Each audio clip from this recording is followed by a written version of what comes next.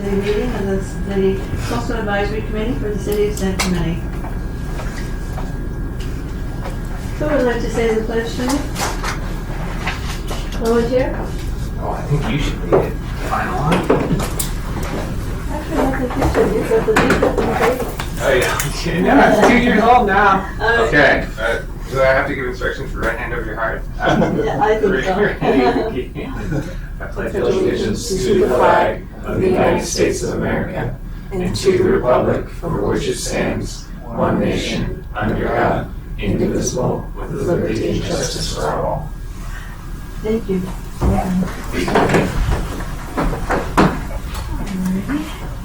Roll call, please. Committee Member Ayer.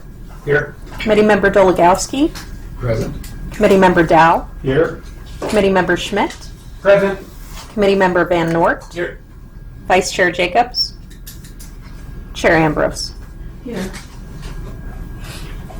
Alrighty. Let us go on to our agenda. Approval of minutes. Please let me know if you have read the minutes and you have concurred with the minutes, or you approve. Do you have a motion from anyone? I move we approve the minutes. Seconded. Okay. Moved by John, seconded by Matthew. All in favor? Aye. Aye. Thank you very much. Okay. Let us move on to special presentations. We've all been looking for this.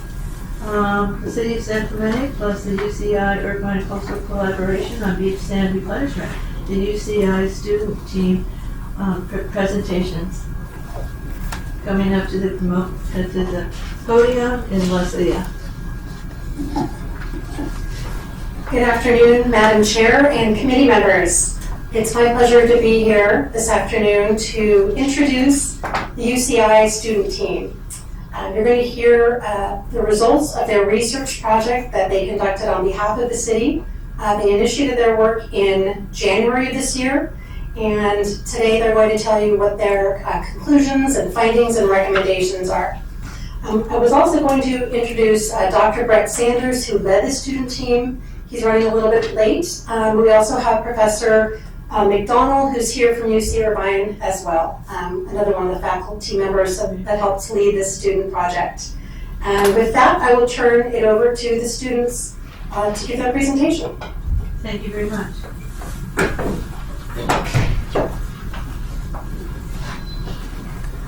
Hi, we are the UC Irvine Master of Engineering capstone team, and this is our presentation about the innovative sand delivery approaches for beach stabilization for the city of San Clemente. My name is Samantha Moore, and I'm the team lead for this project. My concentration is in civil engineering and transportation. Hi, I'm Gianna Mardolini. My concentration is in electrical engineering. Hi, I'm Jacob Sampson. My concentration is in mechanical and aerospace engineering with a specialization in energy systems. Hi, my name is Christine Finn, and my concentration is in civil and environmental engineering with a specialization in sustainable infrastructure. So just a quick project overview. As you all know, the San Clemente beaches have been eroding at a very fast rate, and phase 1 of the nourishment cycle was just completed. Using diesel trucking for the North Beach area and an offshore barge and dredging for the pier area. So our goal was to find alternative methods that are more sustainable and environmentally friendly, and all the associated information involved to repeat this process every 5 to 6 years for the next 50 years. So we broke our project down into multiple tasks. Task 1 was our kickoff meeting, field walk, and site visit, and Jacob will go over the next few tasks and radar plots.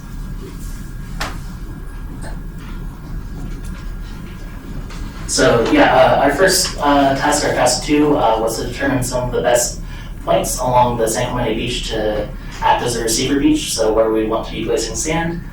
From there, we will look at our task 3, which is our inland sediment supply sources, so where from within Southern California where we would want to be taking sand from to get to the beach.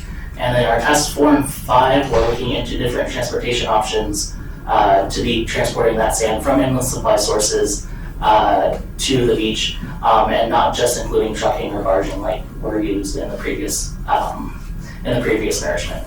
And so to kind of put all this together in something that was a little more visually appeasing and appealing and easier to digest, we put together a series of plots and charts that use the scale there on the right, rating a lot of our findings from a strong advantage, that 5, that blue, down to a strong disadvantage depending on how they were affecting what we wanted to do for the project.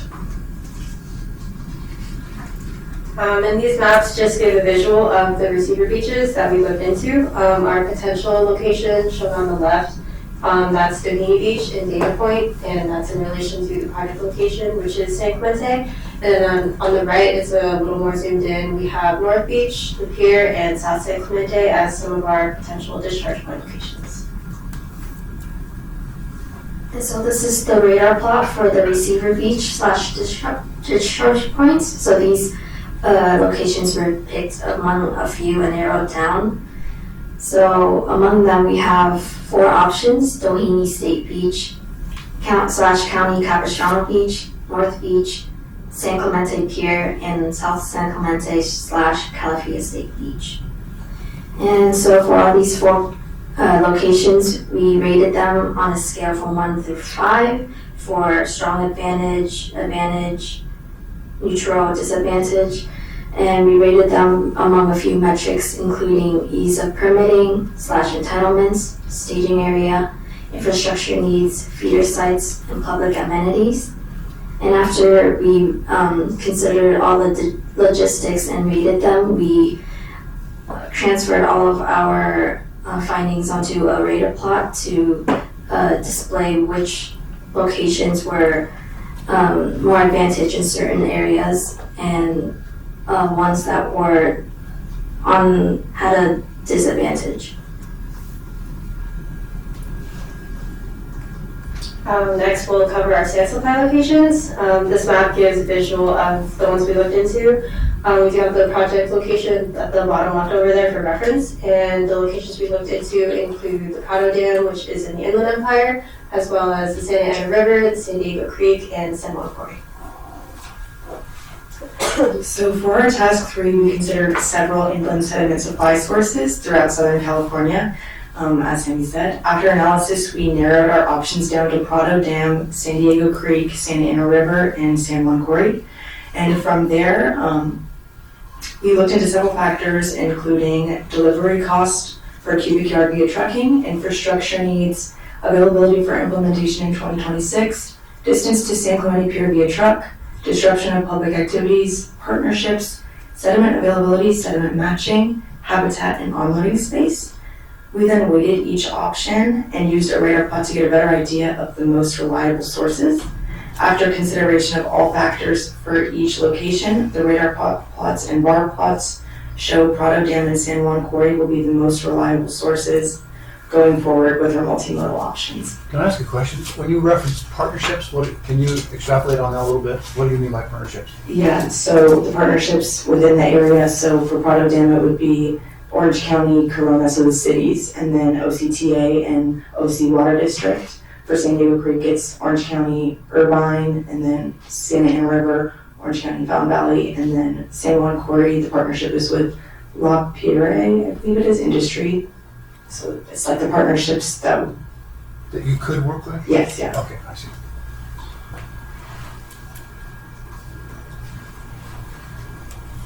And so from our multiple locations and options, we had a vast list of all the considerations that were presented to us. So in our alternatives for sand supply and beach locations report, we highlighted all of these different options that we had and summarized them in this table that you see here, which explains the alternatives in consideration that we are going to be reporting on in our study, and then also other options that we considered but rejected for further consideration at the time.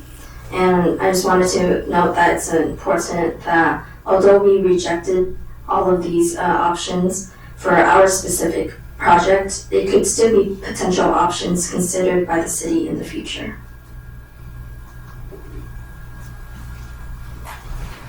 And then here's our radar plots for our different transportation options that we were looking at. So on the left there you have the conventional diesel trucking, which is what was used for that North Beach project last year. And then we also looked at the potential for electric trucking or hybrid trucking, using a pipeline to transport sand along the coast, or a conveyor belt as well, and then also looking at the rail line to get sand onto the coast from various inland sources along the rail. So again, we were looking at various cost options, or cost factors, permitting factors, how long it might take to implement some of these things, as well as maintenance, what kind of disruptions there might be to public activities as we're bringing sand in via these different methods, as well as emissions and the effects on the surrounding habitats that we're looking at. From these, it seems like that using electric trucking and conveyor belt would have the highest benefits overall. But as we will get into a bit later, the method of transportation that we really want to use is dependent on where we're getting sand from and where we're bringing it to, just based on local geographies, what other challenges might be in place at the various places. So as much as we want to go off of this plot, really our transportation options are dictated by where we're getting sand from and where we want to deliver it to. Next, we'll dive into some of the technical aspects of the transportation alternatives that we've looked into. One such solution was the slurry pipeline. The slurry would consist of 3 or 4 parts water to 1 part sand. And a good pipe material to use would be high-density polyethylene, which is then pulled through a steel pipe to prevent any abrasion from sand flowing through the pipe. It would likely have a 12 to 16-inch diameter, and the flow rate could be changed as needed to reach a target of 5,000 cubic yards of sand per day. And on the right, we have a couple of the options where the pipeline could run from. There is a potential stockpile site that could be used. There's an empty lot next to Beach Hut Deli that could be used to kind of store all the sand as a staging area.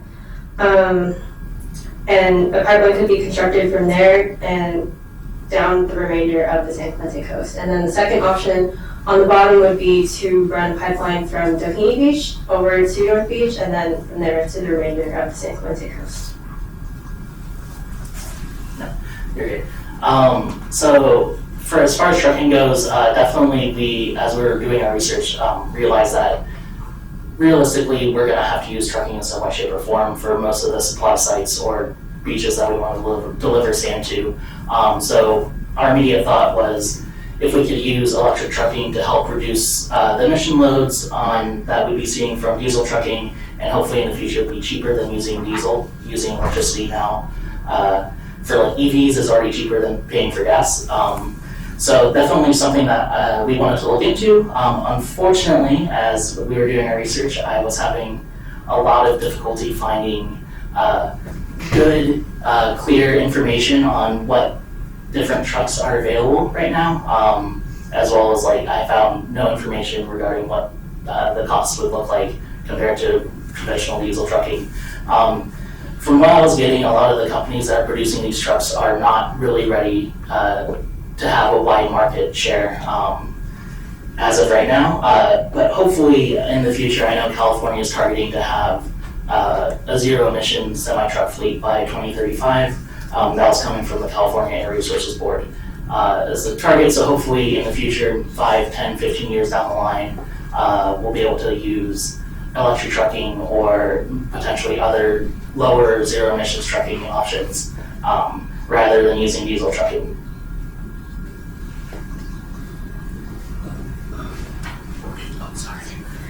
Well, we are also considering conveyor belt systems as a mode of transportation for this project, and we were looking into aggregate conveyor belts and above ground systems, given that pipeline is going to be more feasible to run underground. We also determined that the conveyor belt system is best for short distances, including along the road or alongside the railroad track, perpendicular to the tracks using bottom dump sand hoppers that would release the sand into a box and onto a conveyor belt. And also along the beach was assessed, however, due to high tides and additional infrastructure needs, it was not considered for multimodal options. The complications considered for running the belt along the road include complicated and expensive construction. And alongside or perpendicular to the train tracks, the complications include permitting and containment of the track ballast. And the implementation time for a conveyor belt is approximately 6 to 8 months, including delivery to the site. And looking at what we have found so far, the next steps for this option based on permitting and actual construction costs is to determine where it is feasible and not feasible to place. And so we were also in communication with OCTA on utilizing rail. And from them, I received information from their Coastal Rail Stabilization Priority Project and a staff report highlighting the need for additional infrastructure right-of-way required for sediment source sites and receiver beaches, and also just metrics including more than 100 train trips is estimated for the project and train delivery every 7 to 10 days. And so it's important to consider these when we're considering using rail as part of the project. And some major considerations that were highlighted in the report was also the quantity available annually of sand per site, the quality of the sand for beach use, travel distance / routes, number of trips, and transportation costs.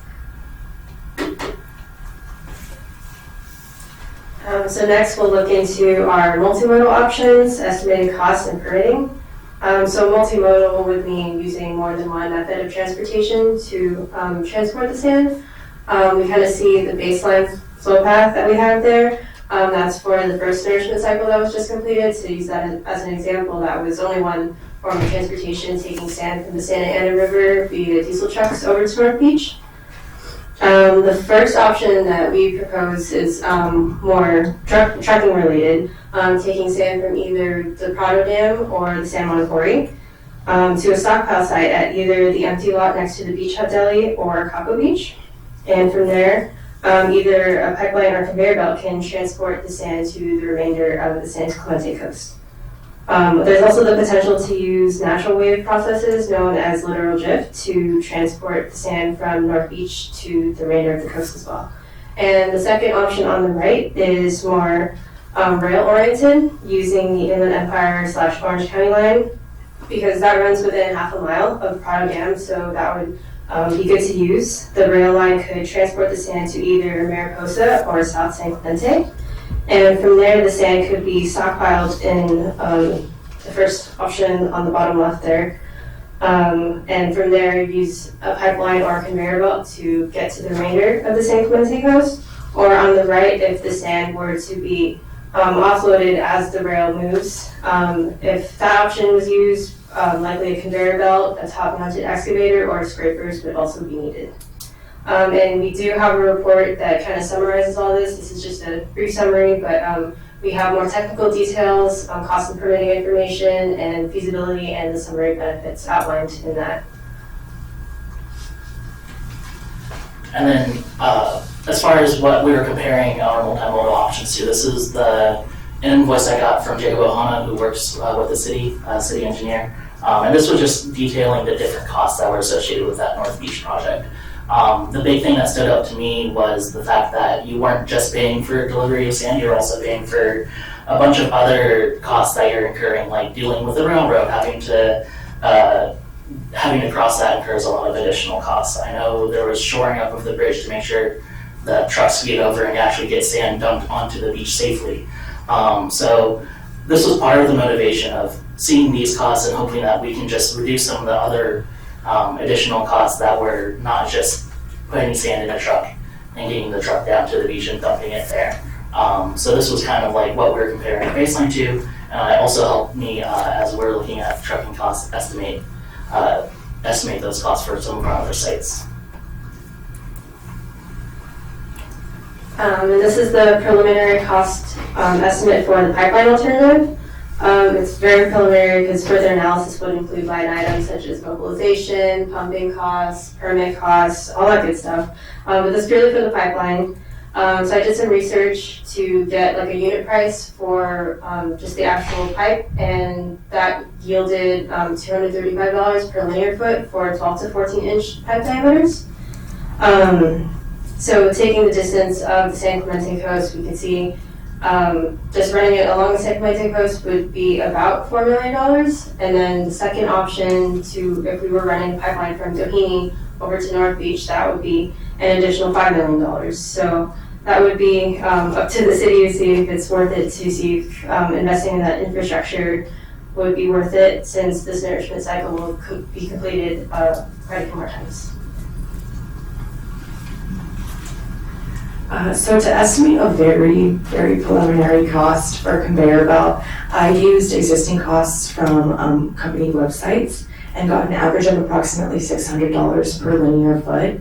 And then I used that number and considered the distances between each location and determined from Doheny to North Beach, it's approximately almost 21 million. From North Beach to Pier, it'd be almost about 9 million. And from the Pier to South San Clemente, it'd be 10.6. And these costs also include 10% of the total cost for tax, 25% for shipping, 30% for general setup. They do not account for additional infrastructure needed for the different placement sites.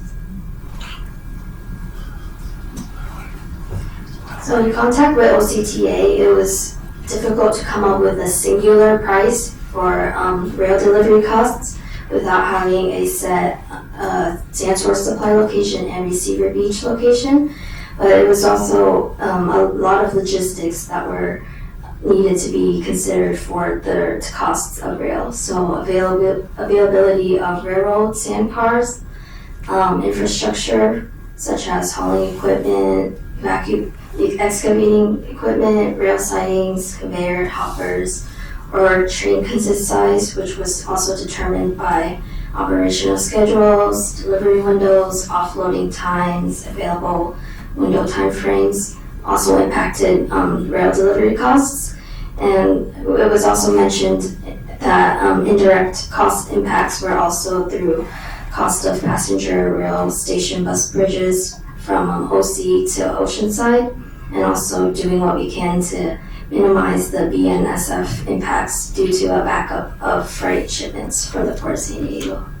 So all of these were considerations presented when figuring out the cost of utilizing rail for this project.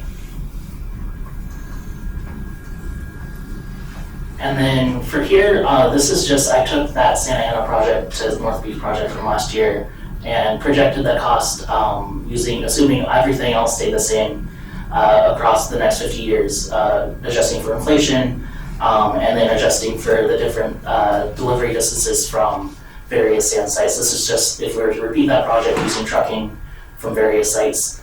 That last line there on the chart is if we were to use one of those stockpile sites, and basically that would allow us to avoid all those costs of transporting the sand over the railroad. So that if we were to avoid having to cross a railroad with the dump trucks to get the sand onto the beach and instead be able to put it into like a pipeline or a conveyor belt, then it would be safe. It would net, I think, what's that, just over $7 million for Santa Ana over the course of 50 years. So it's something that if we could make the upfront costs of the infrastructure work for something like a stockpile site like that, it would generate long-term savings, which was part of our motivation for, What's the volume with this? Is it like This the annual volume is the same as the Santa Ana project? Yeah, so it would 40, be, just under, it was 37,000, I think. 37, Yeah, so yeah. just under Round 40,000, up yeah. to 10. Yeah, so this was that same size project. Cool. And I thought I read somewhere that the fees for trucks and railroads, or maybe I'm just thinking of railroads, was starting at 18 to 33.35, or is that on trucks? Was that on one of the previous charts? Yes. Yeah, so that was for delivering, I think I can go back to it. Pull it up. I know what you're talking about. I just need to remember what slide it's on. Yeah, this one here. Is this the one you were looking at? Not really. No, that's not the one. I'm not, it was really a very, This one maybe? it was really, maybe it was a discard one that you didn't put on or something. I think I read about it and maybe it was something that was just being passed out. I thought it was very interesting, the big difference between those two. Maybe it was because I think they were using some trucks from Corona and Riverside. Yeah, that might be it, but yeah, I don't, off the top of my head. That's okay, No, thank yeah. you. Thank you. Sorry. No, okay. Yeah. And then the permits considered for this project were the U.S. Army Corps of Engineers River and Harbors Act Section 10 permit and Clean Water Act Section 404 permit, California Coastal Commission Coastal Development permit, State Lands Commission lease of state lands, Regional Water Quality Control Board Section 401C certification, Orange County Transportation Authority and Southern California Regional Rail Authority right of entry agreement, and potentially other local city permits. So based on the analysis we've conducted, the multimodal paths that we presented in this presentation combine the best possible solutions found in our research and are the recommended sustainable, environmentally friendly solutions to address the stabilization of San Clemente's beaches. And thank you for your time. Well, thank you. Let's see if anybody on the dais here has some questions. I have a couple questions. First of all, thank you very much for your presentation. It's very impressive. I was able to see it at Holy Hansen, and it was great to see what's been developed since then. First question, on the pipeline idea, where physically would the pipeline be located if you did the pipeline from Doheny to North Beach? Our liaison that we spoke to mentioned it might have to run along PCH, but hopefully underground. And that would cost a lot, just having to excavate all that, which is why it'd be a little bit more feasible to use the stockpile site, the empty lot next to the beach at Dilly instead, to keep everything within San Clemente jurisdiction. Okay. And my other questions pertain to rail as an option. Was most of the information that led you to some of the conclusions that rail would be more challenging information that came from OCTA?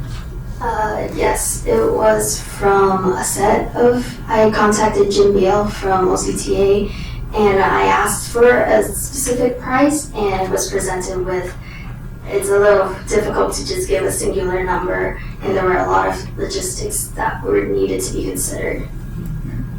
Because just from a 30,000 foot standpoint, it would seem that they're very effective at obviously putting boulders on our beaches, and those have to come from far away, and those have to be transported and placed on the beach. It would seem that there could be a way to get sand just as easily to the beach. And if it involved just a spur being created from Prado Dam, where all this sand is located, and then taking that sand and being able to directly place it onto our beach, that just, in my mind, would be the most effective. I understand that one of the challenges is that they talked about shutting down the rail, and that would be a big cost, but they're already shutting down the rail to put boulders on the beach. And they have to shut down the rail when the rail has to be shut down because of a geologic event. So I think that those just fell a little flat on me, that would be an impediment to using sand, or placing sand on the beach via rail. Does that seem reasonable to you, or? Kirsten? It was more just towards finding a cost, so it was just presented to me for just trying to come up with a singular number for cost for rail, and just a lot of considerations to take note of. Do we know how Oceanside is planning to get sand? Is that by rail? I'm sure, I would suspect it's by dredge. By dredge? Yeah, they I don't. would think so. The rails connect, right? So, I think that there are some. I think that OCTA is inflating the number it costs to. We don't have a price per day of usage, right? We have $140,000 a year for driving over the rail. That that's the 7 million difference between using the lot and dumping at North Beach, right? Yeah. Over 50 years is $140,000 a year, right? And I mean, again, going back to your point, it is in their best interest to dump sand. So, or utilize their right of way. It just seems like they've thrown up a lot of roadblocks, created a lot of reasons why dumping sand via rail would be challenging, and I'm just not so sure it would be that challenging. Now, what will be interesting is that they do have an obligation to place 240,000 cubic yards of sand on the beach in very short order, and if it would be cost effective for them to utilize the rail to place that sand, one would think that they would be motivated to utilize it. So maybe we'll see a change of tune. I don't know. We have to have young people like this guiding us and doing the research and getting out in the communities and shouldering with the politicians and those who are doing research. And gosh, if you could go, and I hope you had a wonderful experience doing this. Really, great job. Yeah, very impressive. Thank you. I have, excuse me, I have a few additional questions. Oh, I'm sorry. Go ahead, John. Yeah, is there currently a rail spur available in the proximity of Prado Dam? No, one would have to be constructed. Okay. The rail line actually is fairly close. You just have to create a spur. I would have to be built, yeah. Okay, and then I had a couple questions about the quarry, the San Juan Quarry. So that's adjacent to, I'm not sure of the name of the drainage, if that's San Juan Creek or, I think it is. But, I thought, since I live in this area, I know historically they had huge floods in the 1800s that transported a lot of sediment out, discharging near Doheny Beach and then down the coast. And that's pretty much stopped since they channelized that drainage, put in more substantial bridges, and they're currently building a new railway overpass. And from a distance, if you're on Ortega Highway, it's hard to tell if there's any separation between the quarry and the surface water drainage itself. And I've always wondered if that quarry is acting as a trap, thereby collecting the sediment as it comes down from the mountains, or whether they are in fact mining new areas within the floodplain of that drainage. Do you know if they're separate or if they're part of the same structure? I am not sure. That is a great question. The only information I got was from someone at La Perre Industries, and they just provided me with numbers of costs and how much sand that they have, but they haven't mentioned anything about that connection. I see. And then if you're using a pipeline to pump a slurry of sand, are you able to, what happens if the flow velocity drops down and all the sand settles out? Does it get plugged, or are you able to restart it from an operational standpoint? The flow would be controlled, and I think it would probably run on electricity. So having continuous, and that's why the slurry would be 3 to 4 parts water to 1 part sand, so that way that nothing settles. And the materials that I mentioned for the pipeline, it'd be a very strong pipe, so that any abrasion from the sand wouldn't mess up the pipe. So it would be set up like that to prevent any settling. Thank you. Do you need a water source? Can you just tap into like a hose to slurry like that? So think of like the park or the vacant lot in North Beach, right? If you set up a small 300-yard slurry system, right? Like you can get the water to that vacant lot, right? It doesn't have to be a lake. I mean, hopefully, ideally, we'd be able to tap into maybe San Clemente's recycled water lines, maybe with just a little 4-inch lateral, and that would be enough. So that would be the ideal solution. Okay. So just to sum everything up, vacant lot, best case scenario, easiest to deal with. However it gets there, that's yet to be decided. And using natural processes to spread it is going to be the cheapest and easiest, right? Bullet points, takeaways? Yeah, for sure. Cool. Any other questions? Again, very well done. Thank you. Thank you so much. Thank you. Chair Ambrose, if there's the will of the committee, there was some interest in a photo from the student group, and I think there's a representative. Do it. Are they coming up here? I That would be great. don't know where's the best place. Come on Yeah, up. get in front of the seal. Front of the seal, Come on. I think it's a very official lobby. Yeah, I think you get. Are we gonna stand up or are we gonna? We're doing this like school Well, portrait wise. just stand Come up. on, get in here, get in here, come on. Yeah. We'll flank you. Come on, you guys in the middle. You guys in the middle. Y'all in the middle. Sorry. I'd like to nominate Leslie to join this photo. Yeah, come on. I'm gonna, Donna, Professor Sanders, you too. Come on. Oh, you got the professor in here too. Yeah, Professor, come on.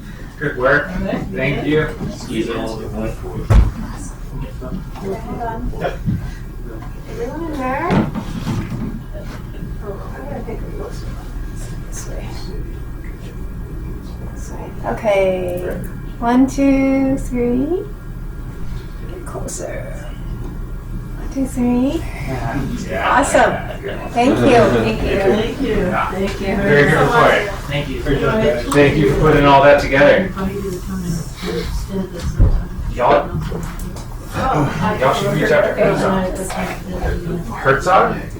That's the engineering firm OCTA uses for everything, right? Herzog, that's how you take. They're the I'm one. not familiar with them myself. They're the engineer. Moffat. I'm running this thing. Yeah. It's HERZOG. They're the OCTA engineers of choice. They're everywhere down here. When they're building all the stuff, but they should keep you employed of that stuff, right? Thank you. Beautifully done.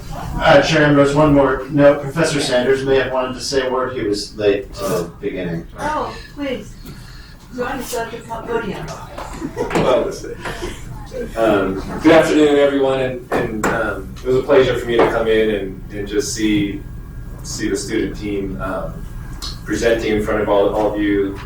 It is a somewhat intimidating presence here to be behind 2 rows of walnut or whatever hardwood you got going on here. And I was really proud of the way the students came together.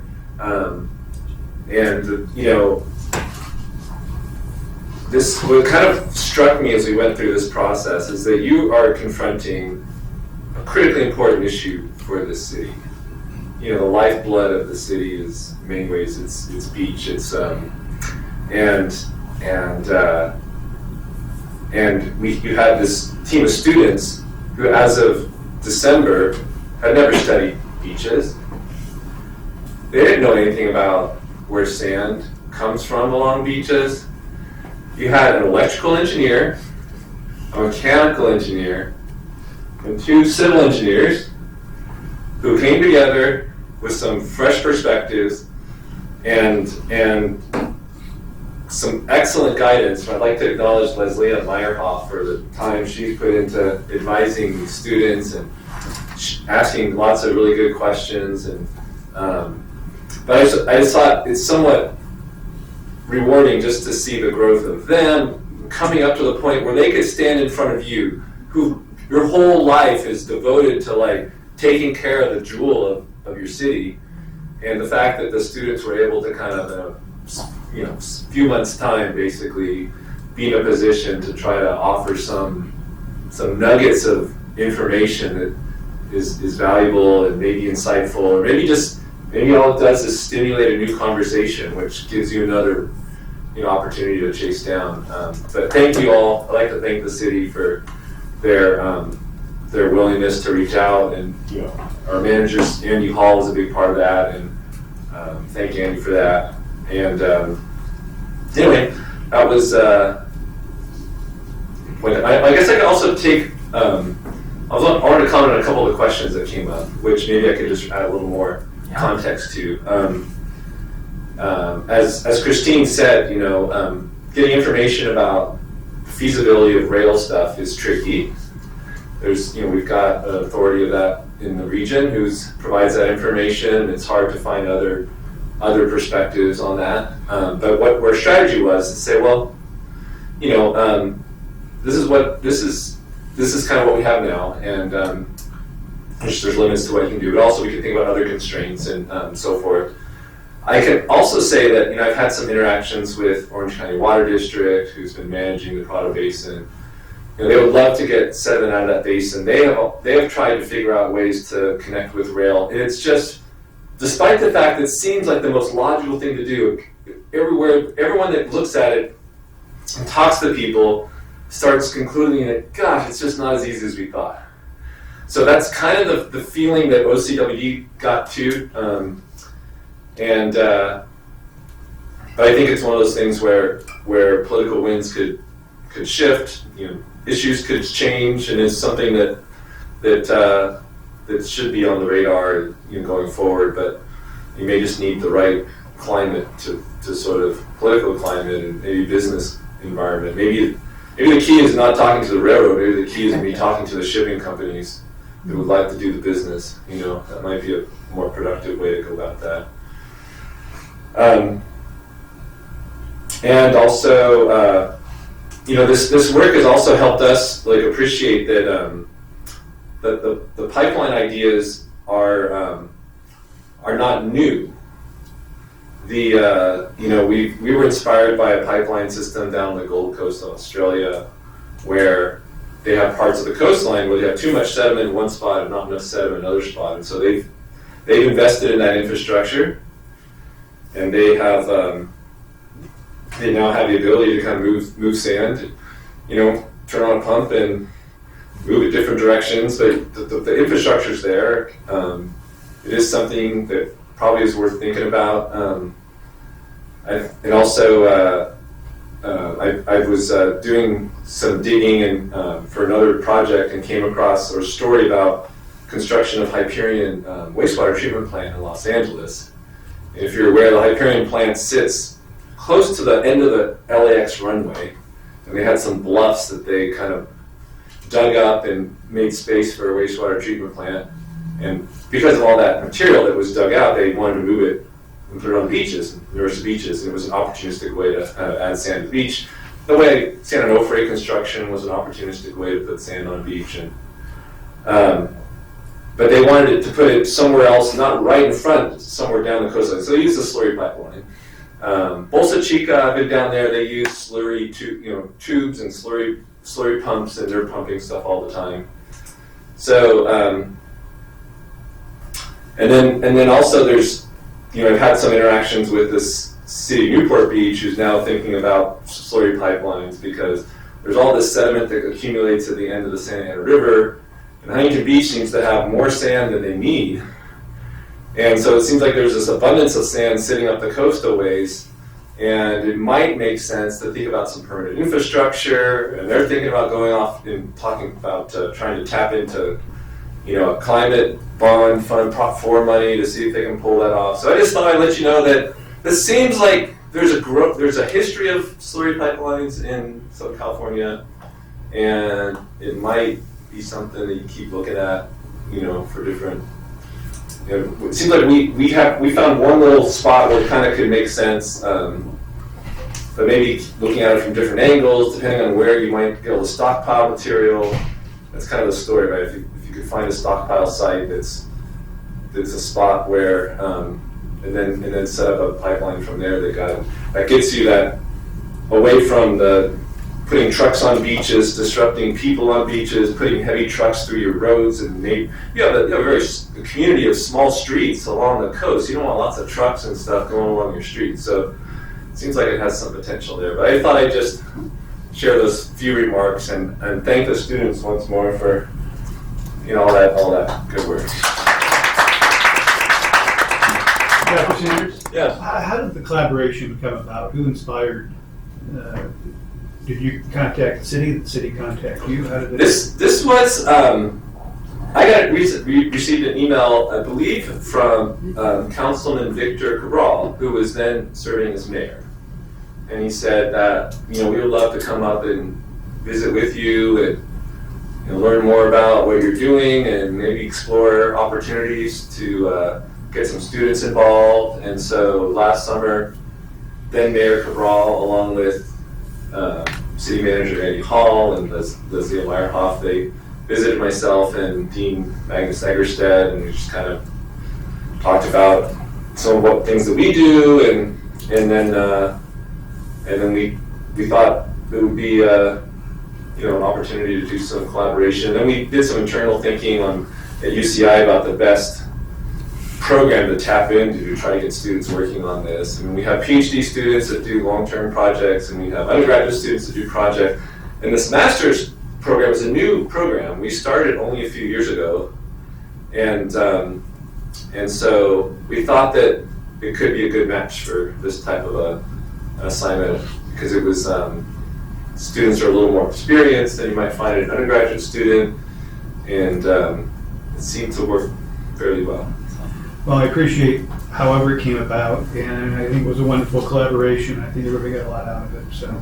Thank you very much. I also think that getting students, no matter how old or how young they are, into a broader look of what they can do with either transportation, with ecology, environment. You look all over the world and you see people and experts like you with all this experience. You are leaders to many people who want to get more involved in what they're doing. And they look to you as learned people. And they should, because you are. So I bet each one of those people are thinking, why didn't I ask him? Or why didn't I go to this business? Or I don't have to be afraid to call up a corporate manager or a corporate leader and say, can I come in and talk about some couple ideas that you might want to help us with? Or would you like to join a industry or a business coalition with us, or would you like to be on a leader team or something like that? And you would be surprised how many leaders, and not necessarily called leaders, really want to get involved in helping cities make their communities better and more enhanced with better environmental issues like good air and clean water, etc. Just 2 cents. I think that all of you who are working so hard are really mentors to others. Thank you very much. Thank you. Great. I had one comment. Being a little bit involved with the city for a while, I find it incredible that such a unique, skilled set of students and people doing this work is really special, and I wish all the other, and I'm sure the city does as well, all the other departments and issues that we're facing had the same kind of detailed resource as you offer here, so kudos to you folks.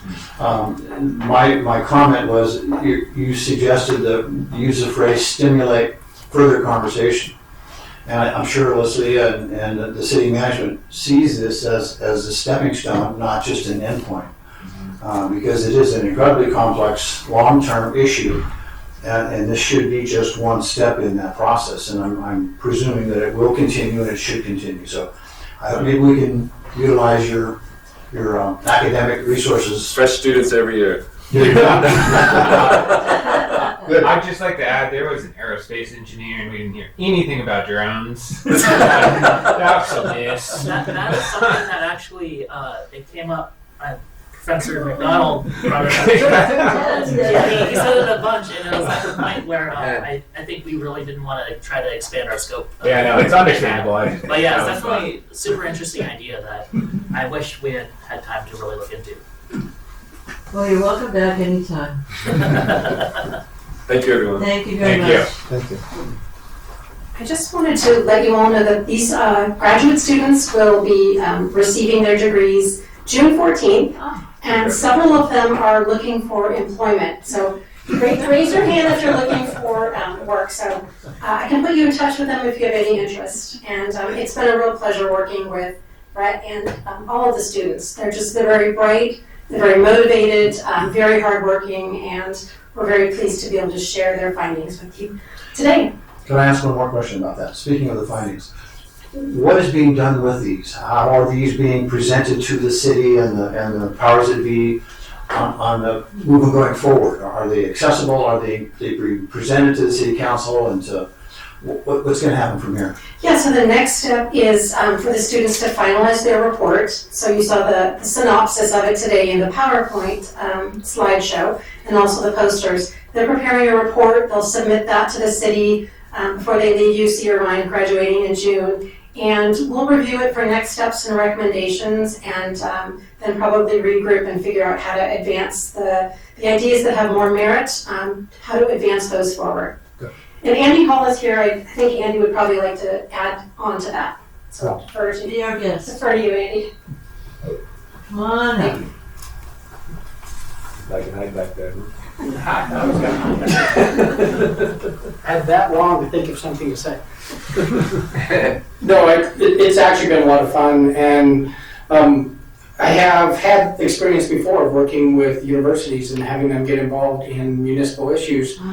And what I think we learned more than perhaps even the outcome of the presentations by the students was their thought process. They don't put blinders on like we do. You know, we start with, okay, here's the rules and here's the laws, and this is what the Coastal Commission will allow, and this is what they won't, and this is what the state wants us to do, and this is what we've always done. And they don't have any of those blinders. And so I think as much as anything that we learned from the students was take the blinders off and just think about the possibilities and think about ways that we might be able to rethink how we're putting sand on the beach. You know, we're still, I hate to say this, but we're still using the same technology and methodology to put sand on the beach that we did 100 years ago. There might be a better way as we go forward. You know, we've got to come up with some better technology than what we're doing, because it's going to affect the California coast like it has back east. I think we're going to have to, again, accept the fact that we're going to have to become a lot more like the East Coast.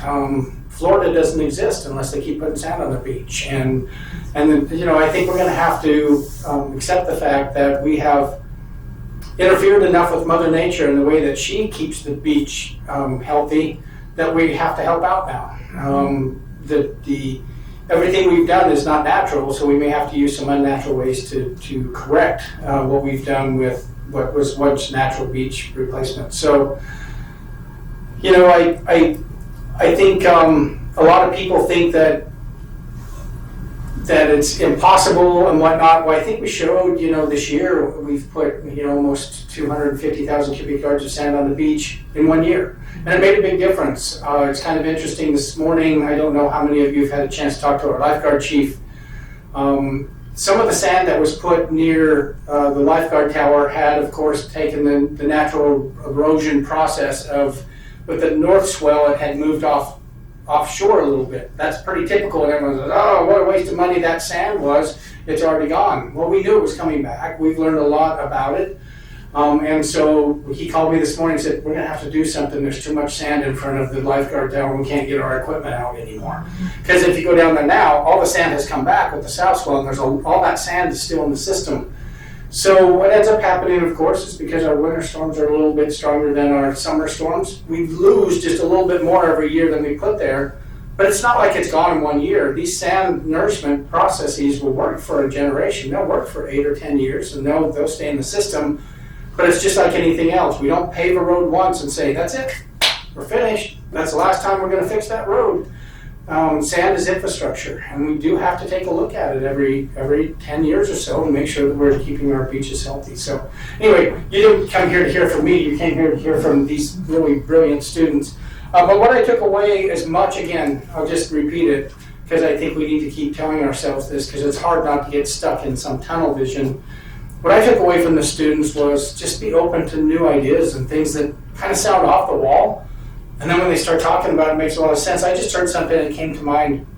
Someone was talking about drones. Yeah. About, delivering sand by drones. Well, I don't know if we're ready for drones yet, but we do, we fight fires with helicopters that carry water. And water is as heavy as sand, maybe heavier than sand. And so we have the technology where we might be able to bring in some of these helicopter loads and we wouldn't have to worry about the streets. And so you know, again, just being open to some of these, and if you were to talk to someone about that 5 years ago and say, yeah, maybe we could fly some helicopters over and drop sand on the beach, whatever. Yeah. But I think we have to be open to some of these new ideas and technologies as they come along and be thinking about it, because we're still working in the 1950s when it comes to putting sand on the beach. We're doing it the same way. There's got to be a better way, and hopefully here in our little area of San Clemente, we can be the ones to discover that and change all of the West Coast. So anyway. You know, it's interesting. I went to a seminar at UCI, and they invited people from all of the states to come in and share the strategies that they were using to keep sand on their bays or their beaches or wherever they were going to be. And it was so interesting to hear from all of these different people, from Florida, from New Jersey, from Maine, East Coast has had to do it. to Alaska, I mean, Texas. And I mean, it was a 2-day thing. And it was, in fact, let's see, were you there to what is those, Leslie? I don't think so. But anyway, it was just amazing to hear how innovative they had become. They were sitting and we didn't even think about it. We've got 200 people in our city. Why don't we think about this? Yeah, California usually leads the way when it comes to beach nourishment and shoreline protection. We're way behind some of the East Coast. Of course, they've had to. Hurricanes and others, they've had to learn to protect themselves, and we're going to have to focus and catch up. Well, I wonder if the university and some of the cities like Sacramento would band together and have one of those things and open the eyes to corporate America, as well as, you know, growing agriculture America and all of these other things. I think that they would find just new books out of how-tos. Thank you. Thank you all. Thank you so much, Andy, for coming up. I appreciate it. Our city manager. Okay. Let me get on to. Hold on, I'm sorry. Oral communications? Yeah, I think nature-based. I was just looking at that. Yeah, I'm sorry, nature-based adaptation project draft feasibility study. Thank you.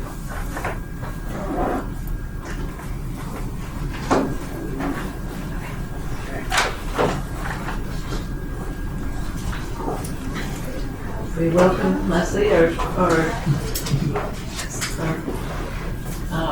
am I thinking of, a coastal administrator who does such a great job. Thank you so much. Thank you. Good afternoon, Madam Chair and committee members. I'm pleased to be here to present Chris Webb with Moffitt & Nichol and Chris O'Day also with Moffitt & Nichol. They are the coastal scientists that are leading a team to study how to bring sand to the city and how to keep the sand that's been added to the shoreline. So the objectives of this study, which, as you probably are aware, was funded by a Coastal Commission grant awarded to the city in 2022. We received a $300,000 grant to look for ways to develop nature-based sand retention solutions. And this is considered a companion strategy to beach sand replenishment. So you add the sand through various projects such as the Army Corps 50-year program, Sandag Regional Beach Sand 3, the upcoming Orange County Transportation Authority project, SCOOP projects, and then potentially a future South Orange County Regional Collaborative project. So we're going to be adding all of these volumes of sand to the beach, and we want to keep the sand on the beach for as long as possible. It makes the projects more economical, more efficient. So sand retention is a proven strategy. There's examples that I'm sure you're all aware of in some of your favorite beaches. You'll see some examples today in the slides.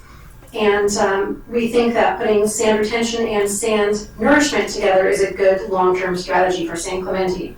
So the overall design of these concepts are so that they have co-benefits, what we call co-benefits, multiple benefits, shoreline protection, recreational enhancement, and also reestablishment of sandy beach habitat, which supports grunion and many bird species that enjoy the beach.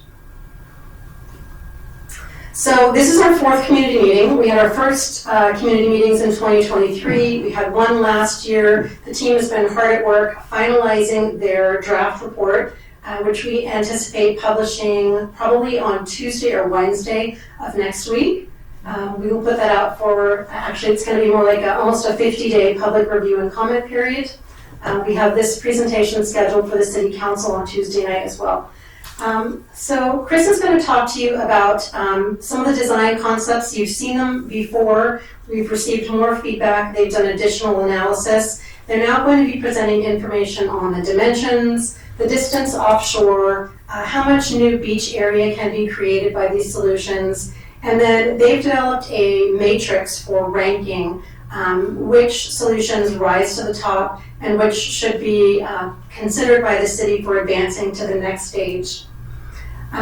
So with that, I'm going to turn the presentation over to Chris Webb, and I'll be here for questions as well as Chris at the end of the presentation. Wonderful, thank you.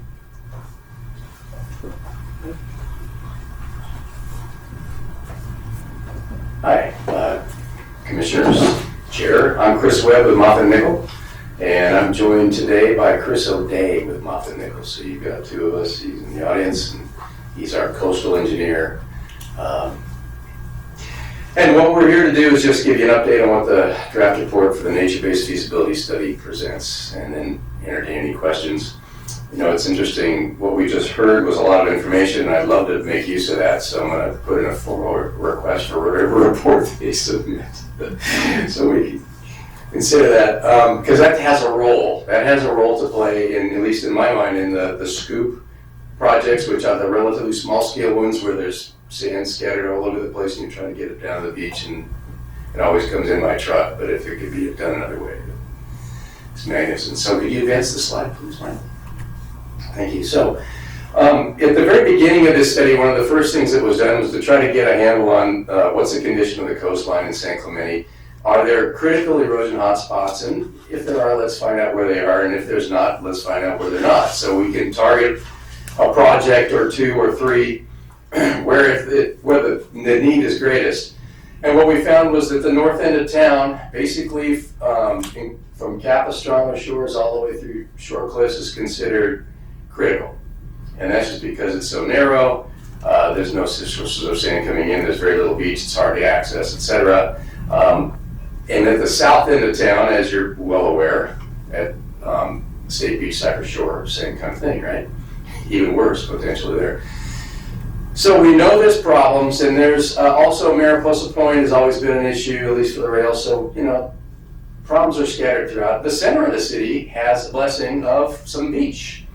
And so this isn't so much focused on the center of the city, the Pier Bowl area, things like that, because there's solutions in place that are being considered for there. But what we're trying to do is come up with a couple of good ideas, if they are good, as pilot projects. Something that can get funded potentially by another agency that's got the money. That could be a pilot project that could be installed and monitored to see how well it works. And if it works well, great. Maybe you translate that same idea into another part of the city. If it doesn't work as well as you'd like, maybe you modify it. It's called tuning it or optimizing it. You monitor to see how it works, and if you see it's short in some sort of aspect, you try to revise the shape of it or the footprint of it or the outline of it or the elevation of it or whatever to work better. So there's ways to do that, and we can talk more about that. You can go to the next slide, please. So what we try to do is accomplish these 5 things with the design. Basically, will it provide protection in a wide beach, which gives you time and buffer from climate change, sea level rise, and the existing condition of coastal storms when they come through? Will it enhance and increase recreation? Will it provide an ecological benefit?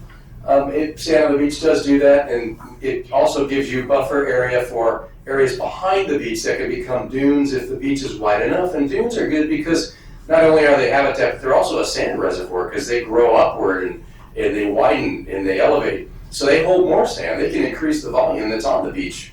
So when storms come through, there's more buffer to protect you. And then to provide, like I just said, a proof of concept that can be translated to other areas. And maybe there are areas outside of San Clemente. Maybe your idea gets applied somewhere else if it comes up good. And we actually borrowed an idea from another city to bring to your city. So go to the next slide, please. So this is considered kind of a phased approach to the problem, with the first phase being widen the beaches with nourishment only. And the city's been actively doing that with the activities you've done with the Corps of Engineers, with the County of Orange, with your SCOOP program, And then your other efforts working, with OCTA collaboratively to have them bring sand in to solve their problems, and then the cities with CORD, I already mentioned that. And then this effort right here. So this is also to bring sand into the city. It's to bring sand into the city and to try to keep it there for as long as possible. So you can nourish a beach, and depending on the quality of the sand, it'll stick around for a period of time, but it disperses eventually. If you nourish the beach more sand will stay in place and it'll disperse laterally, and then there'll be multiple benefits or benefits to other locations. But if you can keep it in place with a structure, then you don't have to nourish as much, and it becomes more cost effective over the long term. So what we're trying to do is slow it down, keep it in place where it's put, see if you can corral it for a little while longer to make it a longer living benefit. Go to the next slide, please.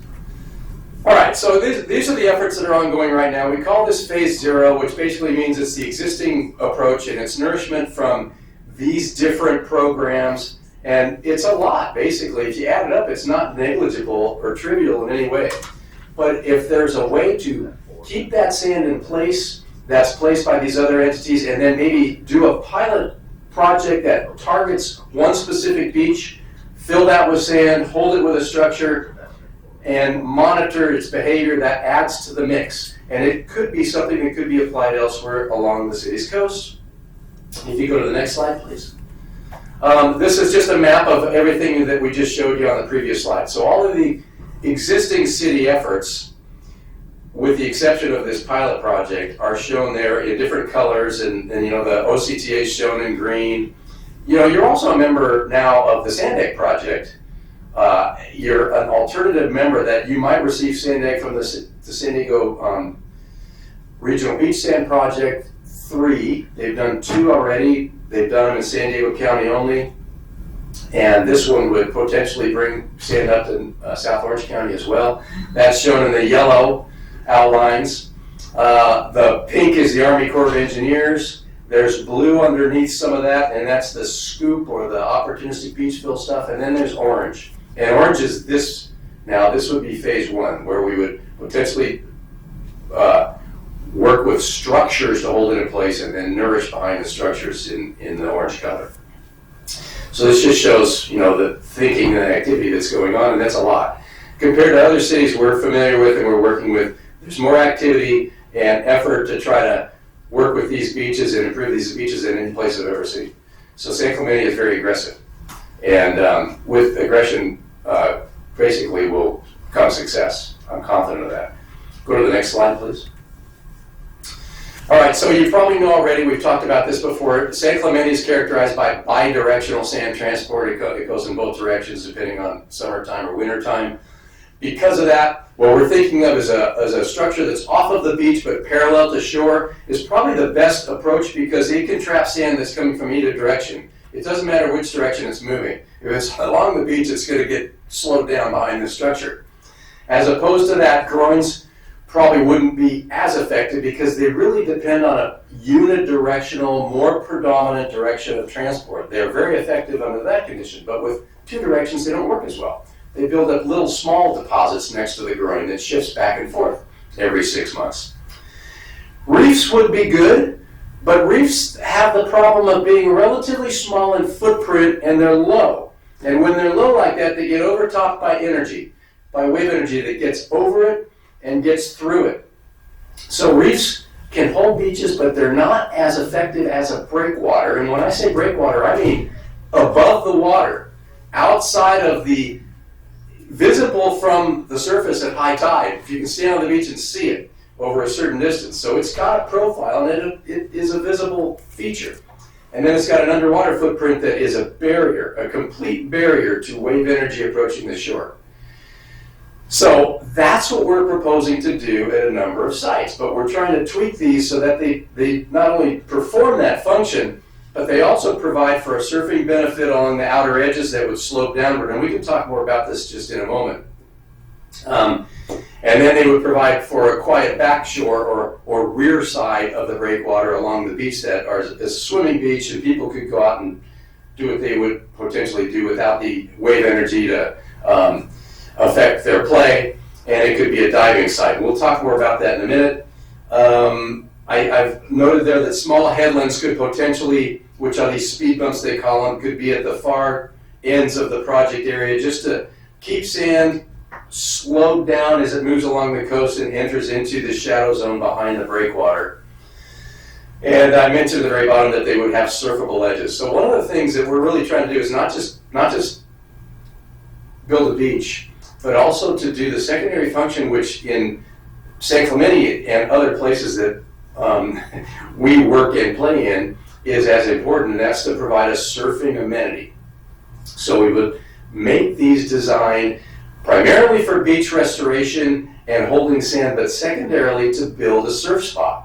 And a surf spot that would be a good one, that people could ride on an average day, maybe even a less than average day. So we're trying really hard to make this thing be a multiple purpose benefit, and then it grows habitat on it. It's not, these rock structures are very desirable with regards to subtidal habitat, because they grow kelp, and they grow algae, and they are homes to juvenile lobster, etc. So they can serve multiple functions. If you go to the next slide, please. So this is the idea for this phase. We call it now phase 1. Nourishment is phase 0, and that's happening all over the place. Phase 1 is, okay, let's keep the nourishment going, but let's bring in a pilot project at a specific location. And we've talked about the locations of North Beach, Capistrano Shores, and then at the south end of the city, we just call that State Beach, Cypress Shore location. Figure out if there's a preferred order of these things. I mean, that's 3 structures and they're expensive, so maybe you can do one at a time. You choose the most effective one for a variety of reasons. And implement a pilot project. And if it works well, consider doing more. If it doesn't work well, maybe dismantle it and take it out. That might be a requirement of the funding agency that would potentially grant the money. We've seen that in permits before it's conditions. Go to the next slide if you wouldn't mind. So this is just an example of what happens elsewhere in the world. You put a bunch of rocks down on the beach or in the shallow water, and they block waves from hitting the shore, and they build a beach behind them. So this is an example of a reef that's up on the beach. It blocks waves even at high tide, and it builds a beach wide enough that the beach actually comes out and touches it. And that's a formation called a tombolo, which we're trying not to do necessarily, but it does show that there's building a beach behind an energy shadow. In a different part of the world, but it's nonetheless the kind of vision that we would like to achieve with the beach bulging outward toward the structure. The structure would be longer, parallel to shore, and the beach wouldn't touch it completely. It would come out toward the structure, and there'd be a water body between the structure and the beach, meaning it's a swim area. It's a quiet zone swim area. But the beach would be widened from what it is today. So go to the next slide, please.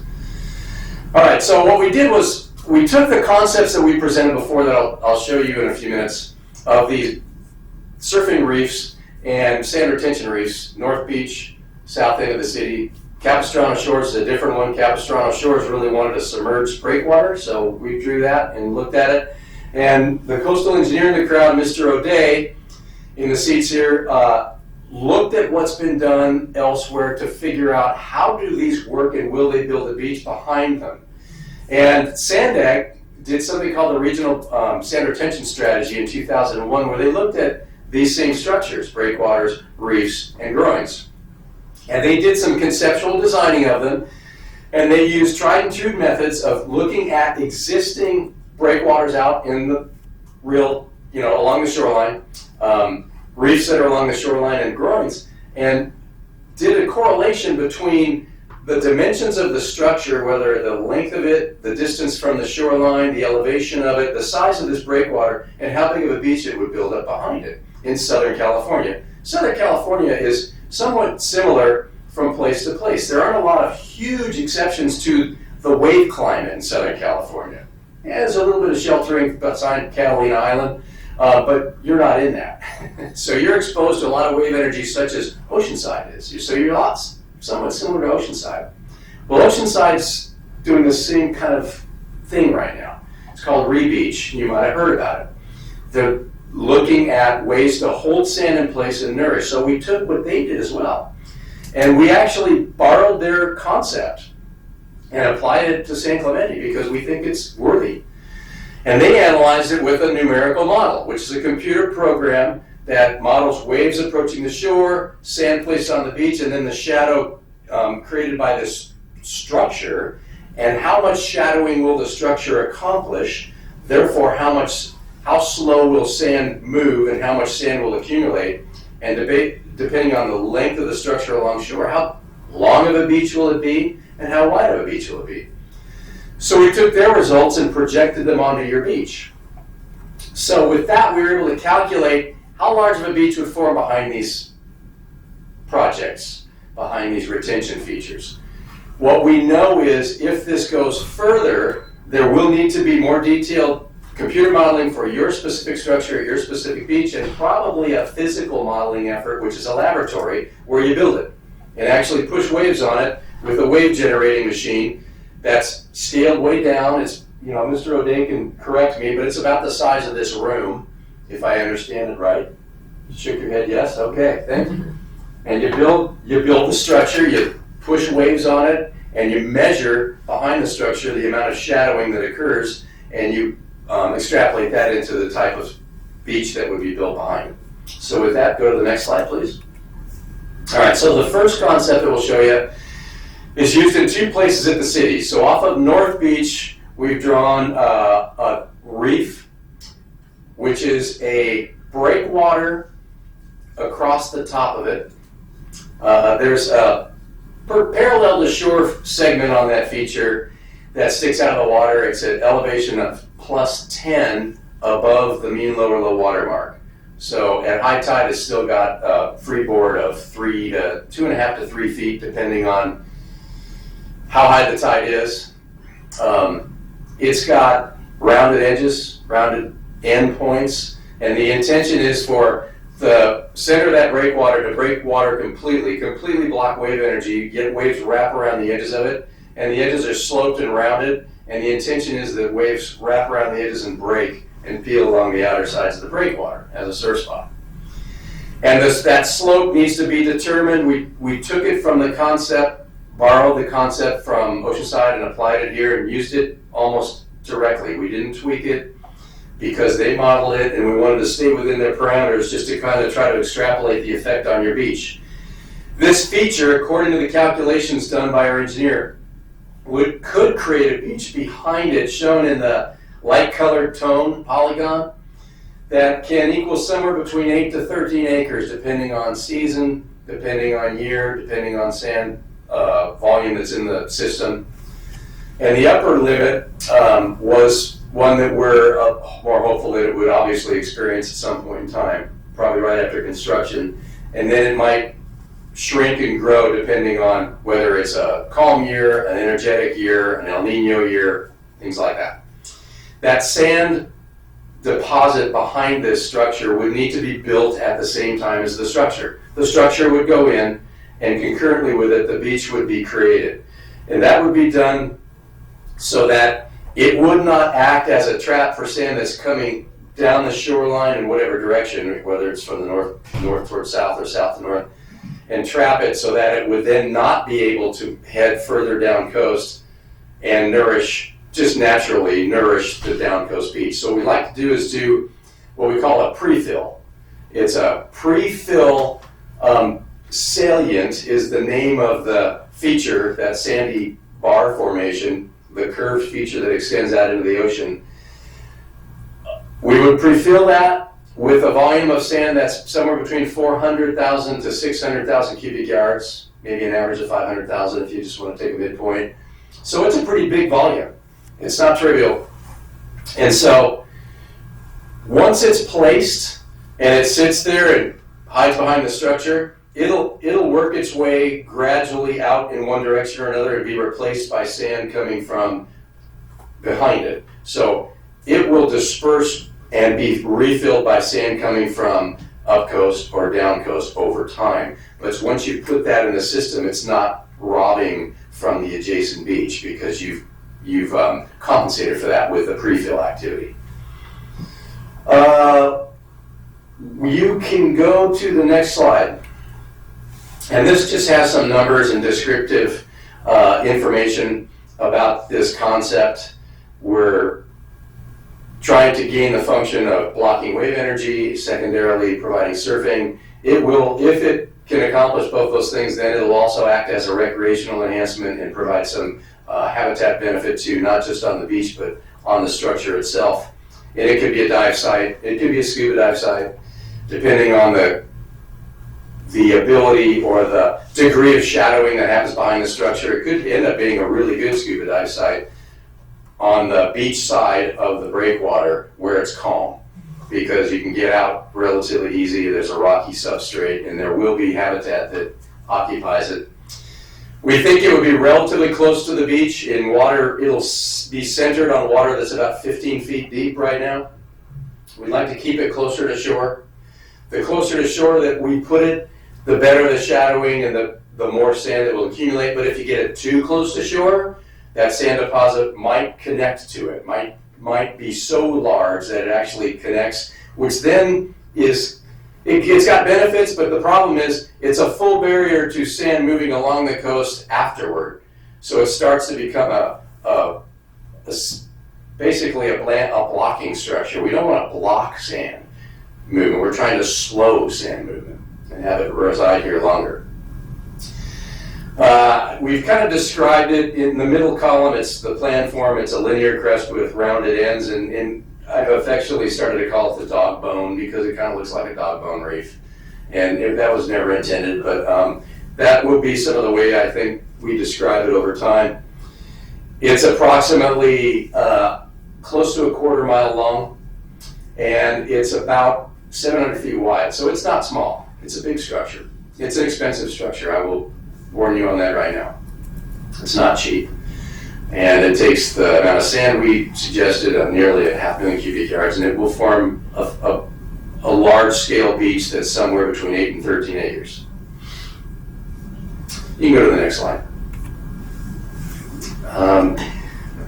So we're going to start talking about the next project, which is the Capistrano Shores now. But what I wanted to show you is the photograph that's in the upper left is an old photograph of Santa Monica, and that's Santa Monica Pier, Santa Monica Breakwater. And you can see the shoreline bulges out toward the breakwater in the lee, the energy shadow of the breakwater creates. That's a salient, and that's what we'd be trying to create behind these multi-purpose reefs in San Clemente. So at Capistrano Shores, what they asked for is they asked for a straight breakwater, no multi-purpose thing necessarily, and have it submerged. So where it's underneath the sea level most of the time. Okay, so Santa Monica Breakwater is a bit analogous to that. It's not quite submerged, but it's close to it. It was built as a breakwater in the 1930s to be a shelter for mooring sailboats. And over time, it's been damaged enough that rocks have rolled off of the crest and rolled into the water. And so now the crest has dropped in elevation to where at high tide it's almost always underwater with a couple of pinnacles that stick up. At mid-tide it's still mostly underwater, but then at low tide you can see it. So it's a partially submerged, partially emergent breakwater, but the Capistrano Shores people would like it mostly submerged. So their breakwater is lower. So energy would get over it and around it, so there'd be a little more energy behind it. In fact, potentially during certain conditions you could surf behind it. But it will also slow sand transport, and it will create a sand collection point behind it. And we're trying to design it in such a way that it would look like the effect that Santa Monica Breakwater has. On the ends of the beaches where we would enter Capistrano Shores from either end, there would be these relatively small, we call them, as I mentioned before, speed bumps, which are the little rocky promontories that would serve to slow sand movement at high tide up high on the beach. These are being proposed at the City of Oceanside for their project too, and we thought we would follow suit because not a bad idea. Anything that you can do to slow down sand movement and interrupt it from a linear movement along the shoreline will slow it down and keep it in place longer. So it's just it's a way to just interfere with the longshore transport process. And so if you go to the next slide, we'll get into this concept. So this is Capistrano Shores. The breakwater would be offshore. It's farther offshore than the one that's proposed at North Beach. It's more like 20 feet of water. Maybe it's 18 feet of water. I forgot, Mr. O'Day. If I said something that's not right, let me know. But it's a little bit deeper than the North Beach Reef. It's linear. It's got, the platform is just a line, and it's centered on Capistrano Shore. So behind it, there would be a beach that would build over time, and we've calculated that we think the beach could be pretty significant, like 20 acres, because of the length of this structure. That 20-acre beach would need to be filled ahead of time during the construction of the breakwater. Breakwaters are tried and true. They're traditional, they're proven, so there's a very little doubt that a breakwater would do the job here. It would interfere with some of the, wave energy would get behind it, like I said, but it would dampen it a lot, so there probably wouldn't necessarily be a high surf quality condition behind it, but you never know. It might under certain conditions. If you go to the next slide, we'll show you some of the statistics on that. Partially blocks wave energy. It's not a complete energy block, but it's over a longer reach, so it has a longer benefit. Like we said, it's in deeper water. The crest is right about 0 feet mean sea level, mean lower low water. We call the datum NAVD, but it's almost equivalent to mean lower low water, which is the low tide, 0 on your tide book. So it's probably underwater 95% of the time. But during 5% of the time, you could probably make out just the crest of it and see it. So it's got a bit of a visual effect, but not much. The concern on this one, at least personally for me, is that it's a navigation hazard because you can't see it.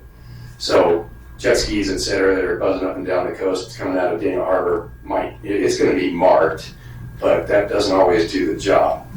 The size of the beach is big enough that it needs a lot of sand to be put behind it, almost 1.5 million cubic yards to make the 20-acre salient.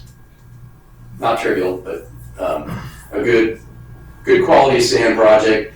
If you go to the next slide, this is then the last alternative, and it is very similar to the first one, but it's sited now down at the south end of the State Beach and the north end of Cypress Shore. It basically straddles the boundary between the public beach area, the public property area of state parks, and then the private property area. And the idea is identical to what we're proposing at North Beach, where you have a full barrier to wave energy. You have a shadow behind it. You have a beach that accumulates behind it. The water is a little deeper here than it is off of North Beach. So this thing needs to be sited a little bit closer to shore. And the volume of sand to make up the salient is about the same, but the salient's a little smaller. Instead of 13 acres, we think it's 12 acres. So it might just scale down just a smidge. The benefit of this, though, is providing potentially a couple of things. It could stabilize the toe of the landslide if it's placed right. If there's enough weight placed on the seabed, we've been told that that's what that active landslide at Cypress Shore needs. And it could help the railroad because, of course, it would stabilize the movement of the landsliding, and that affects the railroad. And it might provide for access that used to exist from the State Beach area down toward San Mateo Creek and San Onofre State Beach. So if you go to the next slide, we'll describe a little bit more. These are the dimensions and the other things which are virtually identical to the one you've already seen for North Beach. It's in the same water depth. It's got the same plan form. It's the same length and the same width, same elevation, same sand quantity, but a slightly smaller result. Okay, so go to the next slide. So this just kind of puts the costs now into perspective. These aren't cheap, okay? These are $100 million structures, these multi-purpose reefs. The less expensive one is the one off Capistrano Shores, which is lower. Because it's lower, there's less rock required to build it, even though it's longer. So it works out to where it's a lower cost option. Because it's a lower cost option, it's going to come out pretty good in the cost benefit analysis.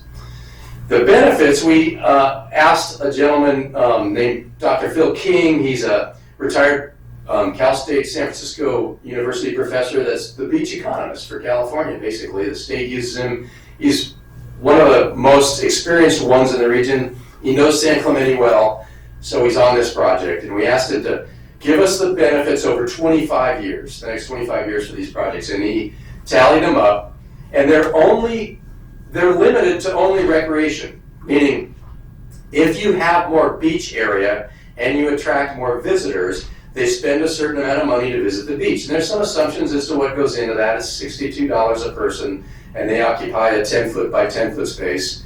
And if you can calculate the carrying capacity, how many people the new beach could hold, and do the math, it comes out to a benefit. What's not included in the benefits are other intangible things, such as the benefit, the protection that it affords to stuff that's behind the beach that doesn't need to be armored or replaced or shielded or whatever. So it does away with the need to do emergency backstop revetments and sheet pile walls and things like that. It also doesn't take into account the fact that there might be habitat benefit back there too, and you can actually assign a monetary value to that. And there's other things, that special events that use the beach that aren't factored into this too, whether it's volleyball tournaments or surf contests or things like that, that add to increase the benefits. So the benefits are somewhat conservative, but they're not small. So over 25 years, you get about $200 million coming from the North Beach project because of the fact that it's just attracting more people and they can find towel space now. There's parking, there's amenities there. It's a good destination point for building a bigger beach. Capistrano Shores also brings in more people, and when they do that, they bring in a significant amount of money as well, a little over $100 million. The one that doesn't bring in as many is the south end of the city, and I think that's because of the fact that it's so far south, there isn't as much traffic. There aren't as many people going down there, according to this analysis. That's the assumption. It can handle more people with this, but the amount of money that's spent by those people is reduced compared to the other two sites. So what we do with these numbers is we take these numbers and we calculate a benefit to cost ratio. And if your benefits to costs are more than 1, more than being equal, then you're in the positive, and the state of California will consider granting money for your project. So I think if you go to the next slide, I might show those. I do, okay, good. So Dr. King's group, his company is named CETO, C-E-T-O. They came up with the benefits to cost ratio, and they did it two ways. They did it undiscounted with no discount rate applied, and then they took a discount rate and applied that to it of 3%. And in all instances, except Cypress Shore State Beach, it came out to be about 1. It's less than 1 for State Beach Cypress Shore, which means it probably wouldn't necessarily be attractive to the state of California unless there's additional benefits, economic benefits that could be tallied in, such as some of the things we talked about, helping the railroads stay in place and not having to do the armoring they do. Can I ask a question? Yes. That's a really salient point. Reduce need to install hard armoring. Correct. So it doesn't sound like this fellow you're referring to had included He did not. a decrease in other costs. He did not. Specifically relative to the people who might want to fund this. Right. Okay. Yeah, or avoided replenishment costs every 5 years. Well, replenishment might not need to happen every 5 years if you have one of these in place. It might just... Exactly. Yeah, okay, so that's another point. Thank you. I had to catch up for a second. So you're right. And the economist is aware of this, and he said, I can factor that stuff in and redo this analysis. So the good news is we have the guy on board who knows how to do it. We could have him do that. It takes a little more time and effort for him to do that, but it's possible. It's not impossible. The other thing that jumps out at me is that at State Beach, you have a Price State Beach, one of the most popular state beaches in the country, the state. And without a beach, obviously that becomes not a very desirable state park. Right. And then contrasting that with Capistrano Shores, I'm having a hard time seeing where this economic benefit comes from at Capistrano Shores. I agree. There's such limited parking there, and they've had even lost some additional spaces, I heard recently. Right, so how are you going to get in there in the first place? You're going to come from North Beach probably or something. It's all private property and very difficult to access, only from the outside. Right. So I think that's the basic flaw of his analysis for the site for the Capistrano Shores. And I wouldn't disagree, so that's something that could be factored in. The good news is this is his first pass at it, so it's his first iteration, so we can go back and say, Phil, let's talk about this some more. And I'll make notes of what you told me. So if you do apply a discount rate, it tightens up the competition between North Beach and Capistrano Shores according to the numbers. But it doesn't do it by much, doesn't really change much. What we're going to get to at this point eventually is we're going to suggest that you consider North Beach as being your site. And that's for a variety of reasons we'll show you in a minute. In fact, if you go to the next slide, maybe it's not even on there. There it is, it's a scorecard. And it's pretty elementary, but I like keeping things really simple because they're easy to explain. So they all provide a sand retention benefit. That's good. You know, I probably could have taken the one notch down though if it's smaller at South, at State Beach, Cypress Shores, but I didn't do it. I gave them all the same score. The costs are pretty high. Capistrano Shores has a slightly lower cost, and I think that's biasing the numbers potentially because it's a cheaper item to install compared to the other two. Make note though that one of the things we're going to suggest is to take the North Beach project and redesign it to where it's cheaper, but still does the same thing. We're going to try to optimize the design by maybe pushing it closer to shore so its footprint can be a little smaller and still makes the same benefit. The economic benefits are, ordered least for the south end, middle for Capistrano Shores, and highest at North Beach.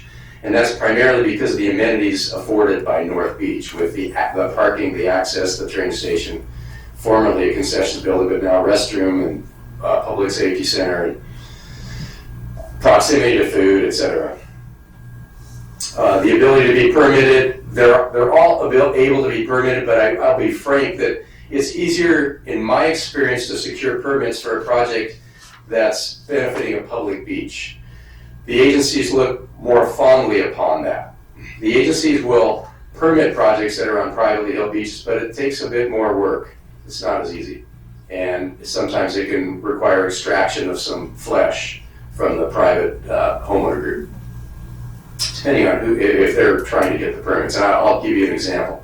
We worked in Malibu for a group up there that had a heck of a time getting their permits. They got them, but they were permits that were very difficult to satisfy, meaning they had to give up a lot to do their projects, and they haven't done the project yet.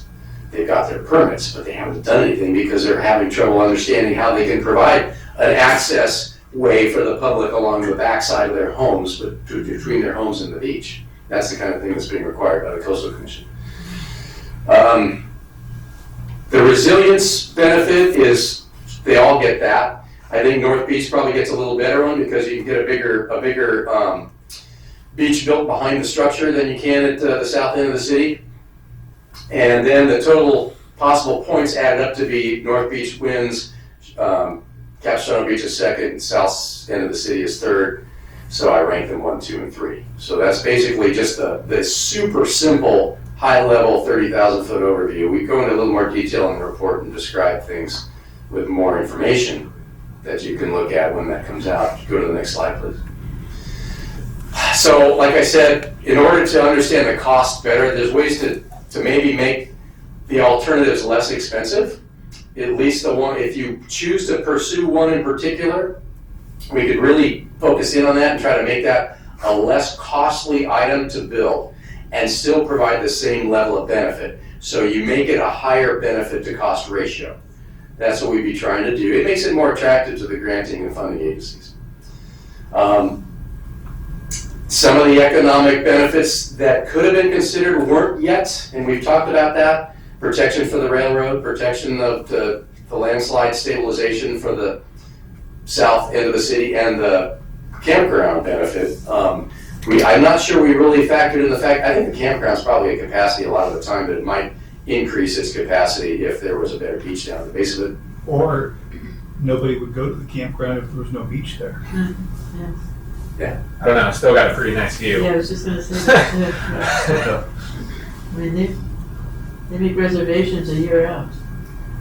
And then the last bullet is the protection of the property behind it was not factored in. Okay, and that's important. It's hard for the economists to factor in, but it's important to consider the fact that you don't have to protect it now. You don't have to renourish, you don't have to put in revetment, you don't have to come in and repair it and do emergency response necessarily during a big storm. And if you go to the next slide, I think we're almost done. So you've seen this, I think, once already, but just to remind you that right now there's nourishment happening as phase 0. That can happen as often as you can get it.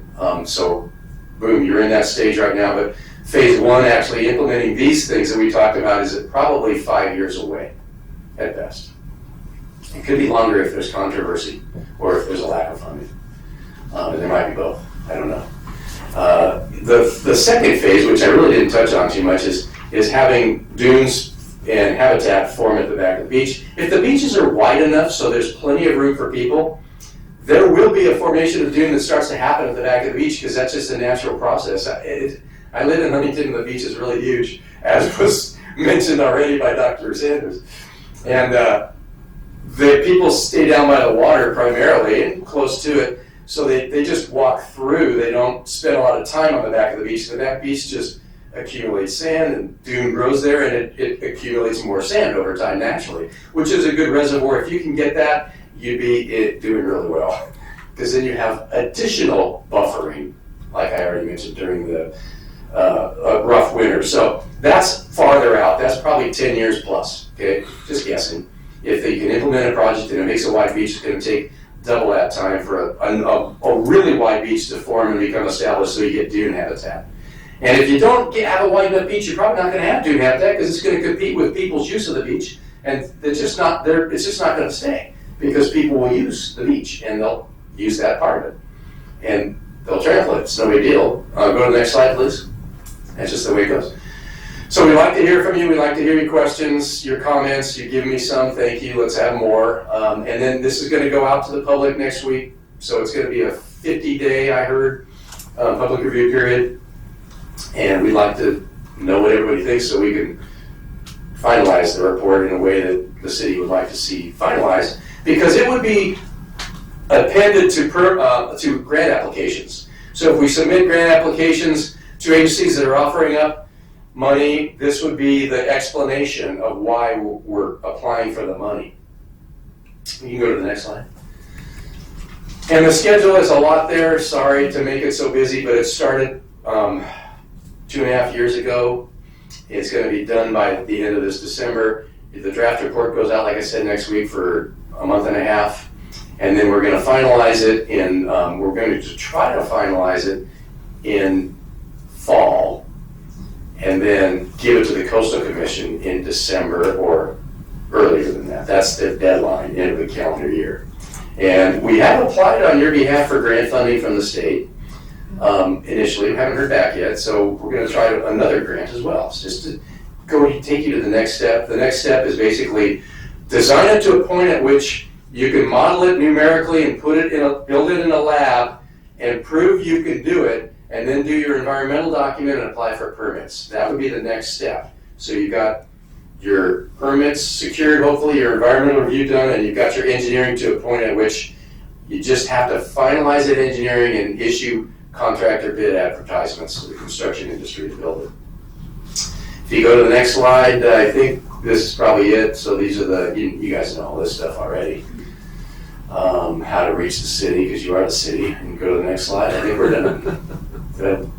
Was that an obvious statement? Okay, so let's hear it. Chris, I had a question for you. So what's your understanding of where the Rebeach project is at? I think the last time I checked in, they had gotten city approval to proceed with their pilot, and I think that involved both an offshore reef and a headlands? Yes. And that was like, they estimated that to be like 40 million? Do you remember what the cost was, Mr. O'Day, of Rebeach? You might have been looking recently. It's 40 to 50 sounds. Yeah. For the reef itself. Yeah. Not for the nourishment. Because the nourishment is, they've been looking for sand. You know, you're doing a sand investigation, but they did too. And they found sand off of their pier in water that's shallow enough to technically do the dredging and pump it up. So they have a sand source relatively close, which makes the cost for sand lower than it would be if you have to bring it from farther away. Whereas right now, and I'm not trying to digress, but what you had to do is bring sand from farther away, so it costs more. If the sand investigation comes up with something closer by, you're going to be happy with them. So where they're at right now is they have approved a budget to go to the next step of doing more engineering of it, doing the environmental document, and applying for the permits. So we're actually on the project team to help give them review of capacity for their engineering. So they haven't decided exactly what their concepts is going to look like yet. They're still in the stages of trying to figure that out.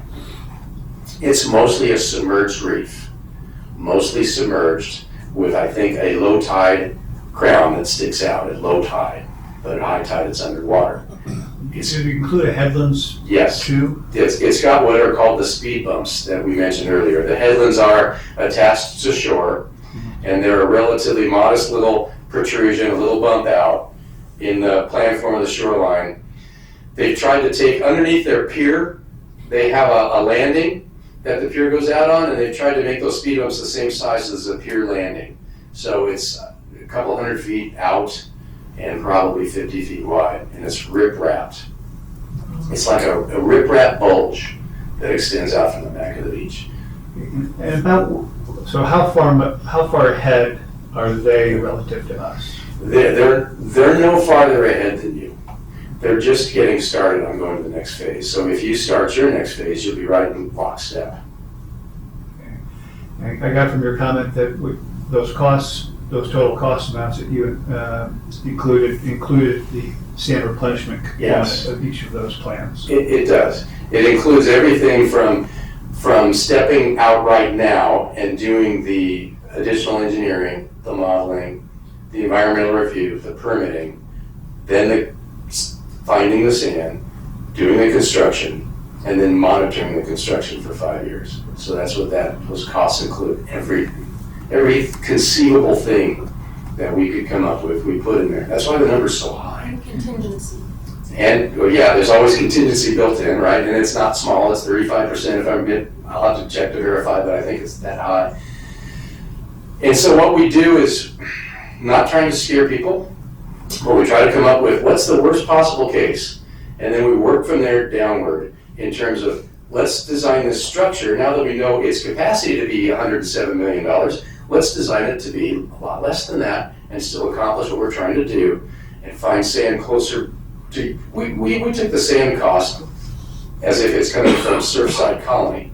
That's your sand cost for this thing, for 500,000 cubic yards. That's a pretty big cost. And I was taking, staff and I were going back and forth on those numbers and stuff, and so that's $45 a cubic yard right there.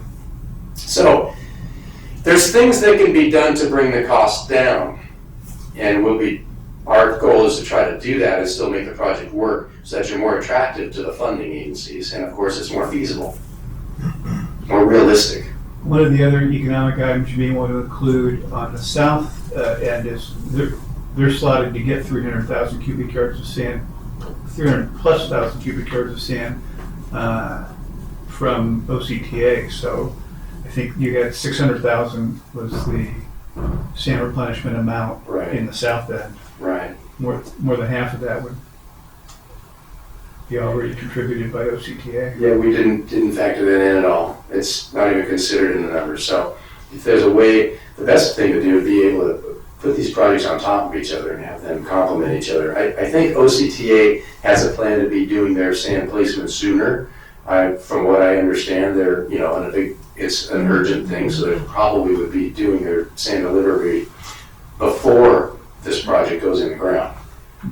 So I don't know that for sure, obviously, but I would think it would be advantageous to specifically educate OCTA to the benefits and having an offshore structure in the vicinity of Cypress Shores, because it really could reduce their future replenishment costs. That's So, correct. and, you know, you have to convince them they potentially could contribute towards the cost of that. Good luck with that. I have a question, and maybe it's a dumb question, Chris. This is a dumb question. This seems like they're scaled at a point where they're going to be effective long-term solutions.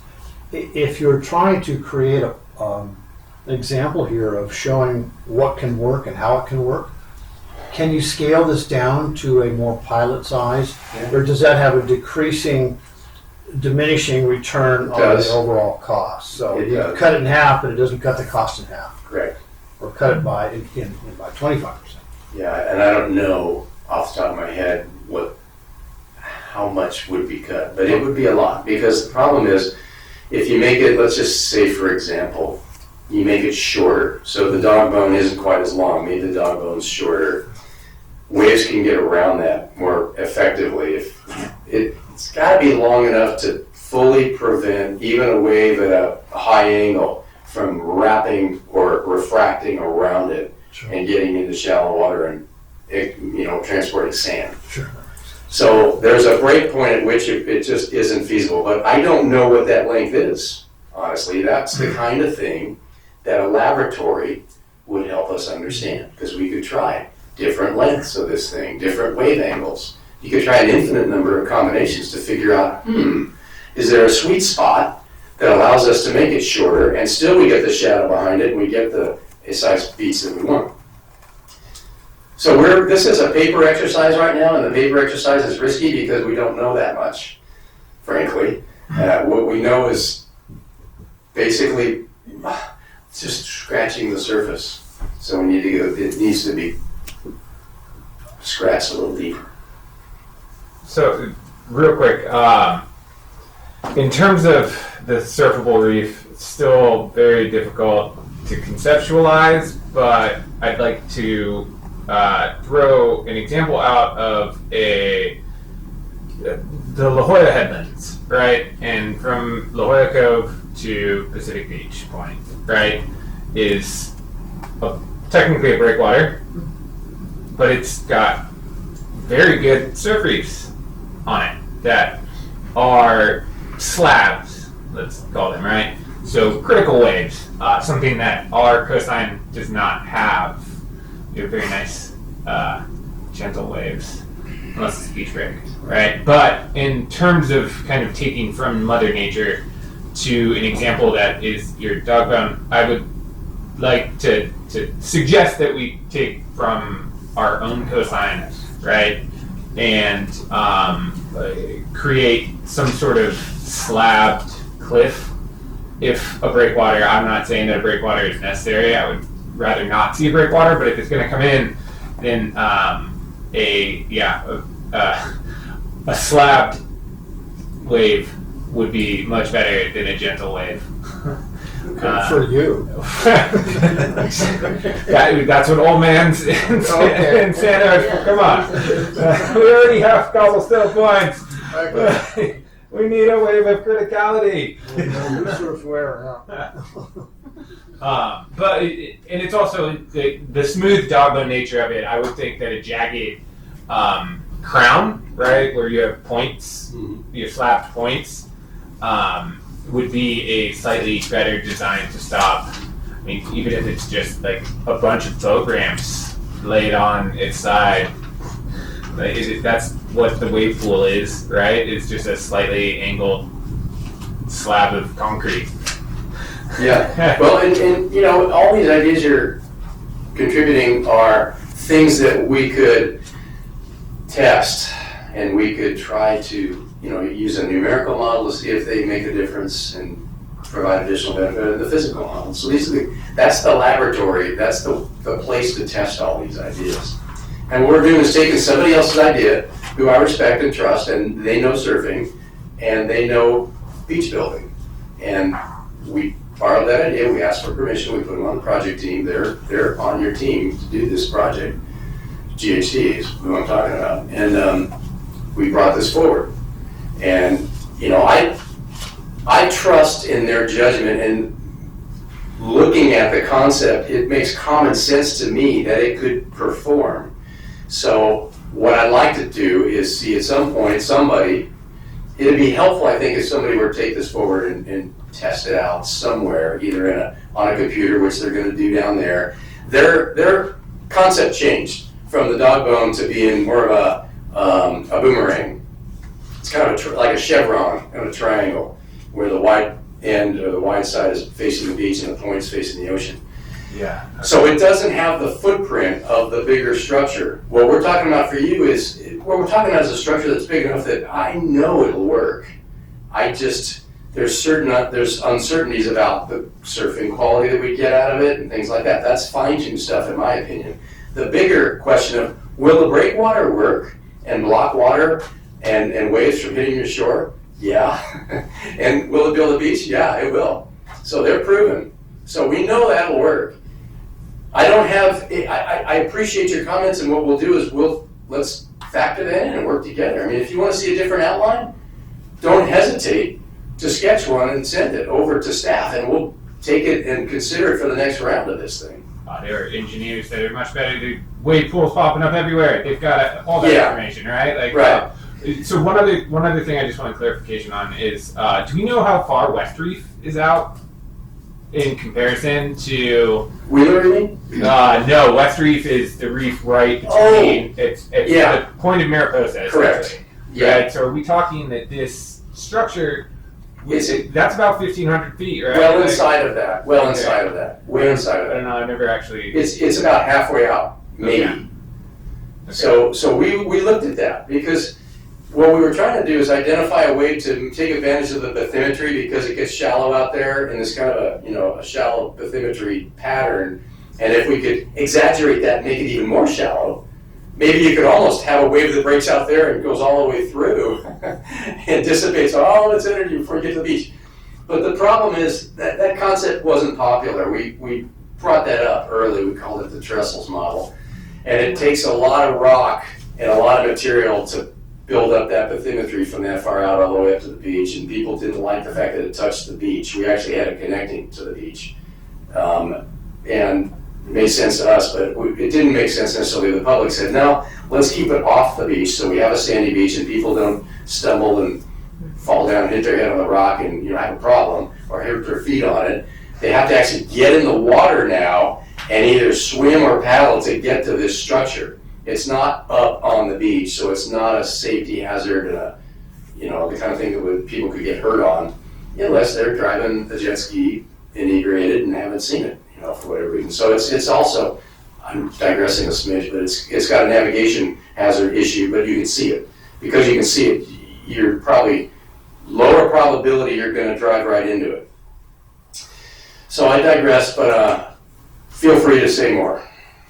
You're right about the surfing pools and the man-made surf reefs in inland areas, because there's a whole science behind that. And we can take advantage of that. How did they design the contours to be a good surf spot? And they push waves in just like a laboratory. So we can look at all that information and try to factor it into the design and make this thing a surf spot that is memorable and maybe cater to more different skill levels. My 2 cents worth on that is I don't know if the development of a single surf spot with a good left and a good right, whether it's a mushy wave or a slab, is what the catalyst will be that will push this into feasibility from a funding and a community acceptance standpoint. I'm sure you know that San Clemente's been fighting to get funding for just beach replenishment, which appeals to a very broad cross-section. We had 60+% of the public vote for it. I don't think you could get a big chunk of this population to vote for increasing this, spending all that money for increasing the surf spots by 1 or 2 or 3. So I'm just saying, my recommendation would be to downplay that in your presentations to the city council and to the funding and as part of the grants. Okay. But I think that's an incidental benefit that could be incorporated into the design Yes, with not a lot I of would leave with us. that. I think it's couched as an incidental potential benefit. Yes. That's- Yeah, good. Yeah, I've also noticed that the majority of designs I've seen for reefs that were primarily designed for surfing were more of a chevron shape than the doggone shape you've proposed. That's Did correct. you propose that because you have essentially linear structure with two winglets, at a 45-degree angle on the end? Is that the part that's supposed to Yes. encourage the wave to roll? Yes. What we're trying to do is block more energy. And the chevron blocks some energy. It blocks enough energy to break a wave, but it doesn't block enough energy to hold much of a beach behind it. So for Sandag, we had done that. We had pursued the chevron concept for Sandag 20 years ago and pursued it as far as we could. What we found was the size of the beach that creates behind it is too small. It's not enough to justify the economics. The structure costs something. The benefit you get from the beach gives you something, but it doesn't give you enough to give you a cost benefit that's greater than one. So the breakwater will. That we know. And if you can add secondary benefits or tertiary benefits, then all the better, Was there a minimal length of the breakwater? It needed to be higher. Effective? A minimal length of the breakwater be effective? Yes. That's something I have to check. I'm sure there is. I don't know off the top of my head. But I think the answer is yes. And if we can make it minimally long and still really effective, like we talked about earlier, then that would be the key to success on this thing, as far as I'm concerned, economically. I mean, that one photograph you showed where it had, it almost looked like a naturally occurring structure, but it had generated a tombolo connecting the beach. It was not very wide relative to its distance offshore. True. They were maybe equivalent. Yeah, it was close to shore. I think that was its big benefit, though. One way to make it less expensive is to move it towards shore, because you don't need it to be as big, and still you get a bigger benefit. So we would be looking at that. Yeah. Any other questions? We thank you very much. As usual, you've done a fine job. It's a pleasure to be here. Thanks for allowing us to come. Thanks for the report. Thank you. Alrighty, we are going on to oral communications. Are there any members of the audience that would like to speak? If so, this is your time. I just wanted to ask, is this actually, this meeting, is this the public meeting to share this information, or is there a separately scheduled meeting for the public to learn about this progress? We are planning to go to the city council on Tuesday night with this item, also as a special presentation. So you'll see a very similar version, maybe with some fine tuning Tuesday night. And then there will be probably at least one additional public meeting when we prepare the final report. And then our final report is due to the Coastal Commission by the end of this calendar year. So we're wrapping up really the project within the next 6 months. I think it would be advantageous to advertise these meetings significantly so people are aware, because I don't see any additional members of the public here today outside of those of us who are already involved, but some of these meetings have been really well attended, like at least 100 people. I agree. I'm sort of surprised we didn't have a bigger turnout tonight too. It was listed as an item on the Coastal Advisory Committee agenda. It's going to be on the City Council agenda too. We may consider doing some supplemental advertisement. Maybe a different way of advertising, like in the local newspaper, a little more, something that would pop out at you more rather than just a couple of lines. Will this presentation be available online on the city's website? Yes. But this would have been a good one for SOB, Save Our Beaches. But, so nothing there. Let's move on. And thank you, Leslie. Chair members, I'm wondering if you would entertain a possibility of moving item 6 forward so that Nikki Beach could give the items from staff. You had asked her to present. Right out of my mouth. Thank you very much. We are greeting Nikki Beach. She works so hard in environmental programs and water programs, and just one of the best.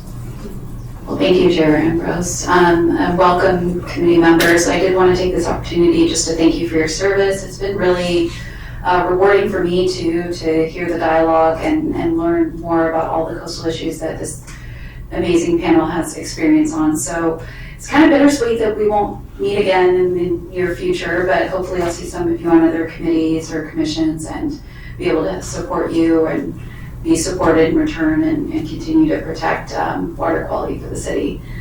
I believe that Chair Ambrose may speak on the Earth Day event that we worked together at last month. I did want to just say that it was a wild time with the rainy weather that we got, but it was a great event, and we did engage, I estimate approximately 120 people from the public that came out. So thank you for your help on that as well, and thanks to this committee for being supportive and helping out with that effort. Well, and John was there too. That's right. Yes. Sorry. We all know thank you.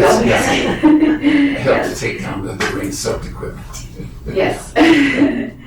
It was a whirlwind, and we had a lot of booths up on Parque Del Mar too, which I never had a chance to actually go up and visit with because we were just constantly on down at the beach to help with the cleanup and then to hold down the fort literally.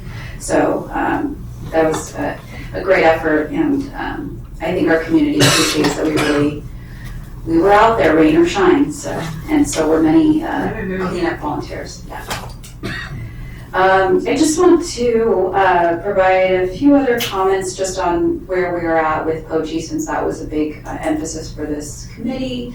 There are a lot of good things that we're partnering with the county on. They've been a partner with us since pretty much the iteration of the Clean Ocean program. And we've got a grant application that we've already submitted to OCTA for additional trash capture devices, which I haven't spoken much to this committee about, but it does prevent trash from going into our storm drains, and there's a lot of bacteria that's associated with that trash. So we're hopeful that will make an improvement if we get awarded that grant, because this round of trash capture devices is heavily focused on the Prima Secha watershed, so that's beneficial. We have a kickoff meeting next week to start the design for the POCHI Beach Water Reclamation Project. So that's super exciting. And we're going to start with a diversion, but we really do hope that at least that first phase of that project, once it starts going, and we can collect the grant funding from EPA and from OCTA, that will really make a difference at POCHI and really kind of rectify the gaps in water quality coverage that we have with the current dry weather POCHI Clean Beach project. Will there be a place that we could sign up to get the information and find out what's going on as it develops? That's a great comment. Yeah, so we're in the early stages of the project, but I think that would be helpful, and I will look into that. Oh, great. Thank you. Yeah, that's a great idea. And then with respect to wet weather, water quality, which is not, as high of a priority for recreation, but we still are trying to comply with all the regulatory requirements and TMDLs. We're working pretty closely with the county to do these incentives for private property owners such as HOAs to do stormwater capture features, including the Forester Ranch Master Association. So I think that will start to pick up, especially in the Prima de Secha watershed, and we're looking forward to those projects coming into fruition and also creating like a community benefit from an aesthetic and recreational perspective. And so that's pretty much all I wanted to follow up on POCHI with, but I'll entertain any questions if you have any right now. Otherwise, thank you so much for your service and your attention over these past couple of years. Any questions? Thank you. Thank you, Nick. Thanks, Nikki. Well, I have something to say. Truly, we have called on you, and I know you had so many grants and all kinds of humongous books that you had to read, and you took the time to sit us down and give us the basics of those big, giant, fat books. And I think John, that was right up his alley, and it was wonderful. And you recall that we were approached by Chris Duncan to get something going. Why are we having so many problems? And John met Chris at the pier when they were looking at some big waves, And John, you can finish that story if you want, but it was really, truly miracle kind of thing. Magical meeting, so to speak. But we learned a lot from Chris and his support and yours and Dave Riebenstorf's, and it takes that village to get together and give energy to other ideas. But you've done such a wonderful job with us. I can't thank you enough. Thank you for the kind words. Thank you. Real quick, is the small trash truck now on the weekdays at the Pier Bowl because of water quality? Or is that infrastructure quality? It's so cute. I don't know, have you seen the small trash truck? I don't know about the small trash truck. Andy, I'd like to shout out to the small trash truck. That thing is awesome. Is it for access purposes? Or I- it's just it's- because we have such a small What beach? is it? So like every Saturday or Sunday, big trash trucks come in and they dump all the stuff. But then on the weekdays, there's just this little like F350 with a little CR and R thing on the back of it. Okay. That is I like, I mean, know- we talked about I mean, spillage and stuff. I worked closely with Dan McIntosh, who does our trash and recycling program in the past, but I haven't really had a lot of time to engage with her. But I know that in the past there has been some issues with trash management in the Pier Bowl area, like specifically on the other side of the train tracks on the beach, like dealing with the marine safety. Just A trash enclosure that had a fire, and then dealing with all the trash that comes out of the concessions down at the pier. So maybe that's an interim like gap or stopgap measure. I'm not sure, but I have to look for it now. When does it go down It's like every morning at 7. My daughter loves it. there? Okay, well I'll go check it The out. mini trash truck. The big one and the mini one. See, Shout I out to learned the mini something one. new at all of these meetings. Thank you so much for sharing that. Yeah, you And, get a big applause. If you want more information, send me an email. Okay, I'll thank you. follow up with you once I talk to Dana. That'd be good. Thank you very much. Alrighty. Do we have any new business? No new business? The Okay. agenda has Pardon? unfinished business, I mean, Uh, the work plan. Oh, yes. We skipped 4 and There's a 5. reason why I wanted us to skip 5 and timing, because we wanted to let Nikki have some time. Yes, we can go to unfinished business, of course. Subcommittee updates on the work plan items. The first one starts with sand acquisition subcommittee, and if somebody on the sand acquisition subcommittee would like to start us out, you've got about 5 minutes. Well, I'll take less than that. We have Eric, Dow, and Venom. I guess I'd just like to bring the committee up to speed to the extent that you aren't aware of what's going on with the offshore sand site investigation. It's been well publicized and identified in the last council meeting what would be the sources that would be investigated, the sites that would be investigated as potential sources. And just in general, I would say that they were well thought out. They were, I think, strategically selected, both in terms of the proximity and the probability of success. And so I think we should all just keep our fingers crossed that yields some tangible benefits, because it'd be huge for the city. The only other item I'd like to report on is hopefully the quickest sand acquisition will happen as a result of the Coastal Commission's conditions that were placed on the work that's being done on Mariposa Point, hotspot areas 1 and 2. As part of that work being approved, OCTA is required to place 240,000 cubic yards of sand by August 8th. I think they're supposed to have submitted a plan for that placement by May 10th. I don't know if that's happened. I don't know if Andy's in the audience, if he knows if that's happened. It's going to get dumped by August 8th? It sounds like a pretty tight time. I don't know what we feel is the likelihood that will actually happen, or if they'll honor the requirement, but they signed off on it. So That's awesome. I thought it was just going to come with the next Army Corps. no, this is a condition separate apart from the Army Corps project. And so I think we should all keep our fingers crossed and hope that they actually honor that commitment. What happens if they don't? Well, they can. I suspect they can seek an extension from the Coastal Commission, but it is a Coastal Commission requirement. Do you know if people have ever not There was a briefing to the city council about that permit that you could watch. But my experience is that emergency permits often have a very tight timeline, and if an applicant identifies that they're making progress, extensions are often granted.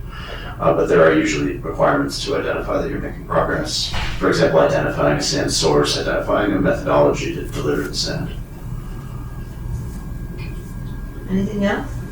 That was very informative. Thank you very much. Let's go on to Sand Retention Subcommittee. Dolgowski, Jacobs, and Schmidt. Who would like to start talking? Madam Chair, can I make a quick comment? Oh, yes. No, Please come up. sorry, I'm getting text. I'm supposed to be in another meeting over at Community Center right now, but I'll hit this real quick. So that was a really good question. The OCTA did put out a request for information. They got 8 responses. They found 6 of them to be potential sand realities. And they reviewed them either yesterday or today, and I have not heard whether or not they selected someone. So they are moving forward. They have apparently 6 companies think they can get the sand here during that window, or at least somewhere in the near future. So, Good. but I don't know. I've talked to one of the companies. That feasibility, I don't think they could have it done. They would need an extension. They could have it done by the end of the year. I don't think they could have it done by August. So, I mean, as long as they have it done before winter, right? I think that's the goal. Sorry, this is my ignorance here, but does OCTA share the line item of what they're spending on that sand, or is that oh yeah, that would be so? public This would be a information. point that you can compare kind of how much they're spending per cubic yard to other sand projects, and kind of just That would another be data point. Yeah, when they select, that'll become public information. I know the one group that had come and talked to us that was also going to present to them, it was expensive sand. It was in the neighborhood of $150 to $200 per year. Whoa. Yeah. It's when you're trying to do it that fast. Yeah, it's emergency sand, right? It was this the sand that Mayor Knobloch mentioned in his State of the City remarks? Yeah, that's the group. So Vulcan Enterprise, or Vulcan Construction, whatever, very large construction company. It's Vulcan, and I don't know what this is. It construction? I don't know. It's Vulcan. They are the company that does have a lot of sand that's right now actually up in British Columbia. And they're bringing it to Long Beach. A lot of it's used for construction. So the sand is very good sand, incredibly good sand. The color is, I think, what is going to concern people. It's much darker than the sand that we have on our beach. It's glacial and granite sand, right? So the granite is much heavier and much more coarse. So it'll probably stay on the beach much better, but it's a different kind of sand. And easier to track. Oh, it'd be easy to track. Yeah. I don't know. It was kind of interesting. We did take some of this. I'm sorry, Chair. Oh, no, please, no. Okay. Sorry. No, I'm not timing you. So we took some of the sand and we mixed it with our natural beach sand here. And even at 75% their sand and 50%, or 75% their sand, 25% our sand, it's amazing how much lighter it got. And at 50%, it starts to be very similar to ours. So it does mix. But again, it's really hard. You do anything to get sand on the beach, and then you don't want to be that city that says, well, not that sand. So, to some extent, we'll probably be happy with whatever sand we can get on our beach to protect our. So there's pushback with the color? What's that? There's pushback with the color? I don't know.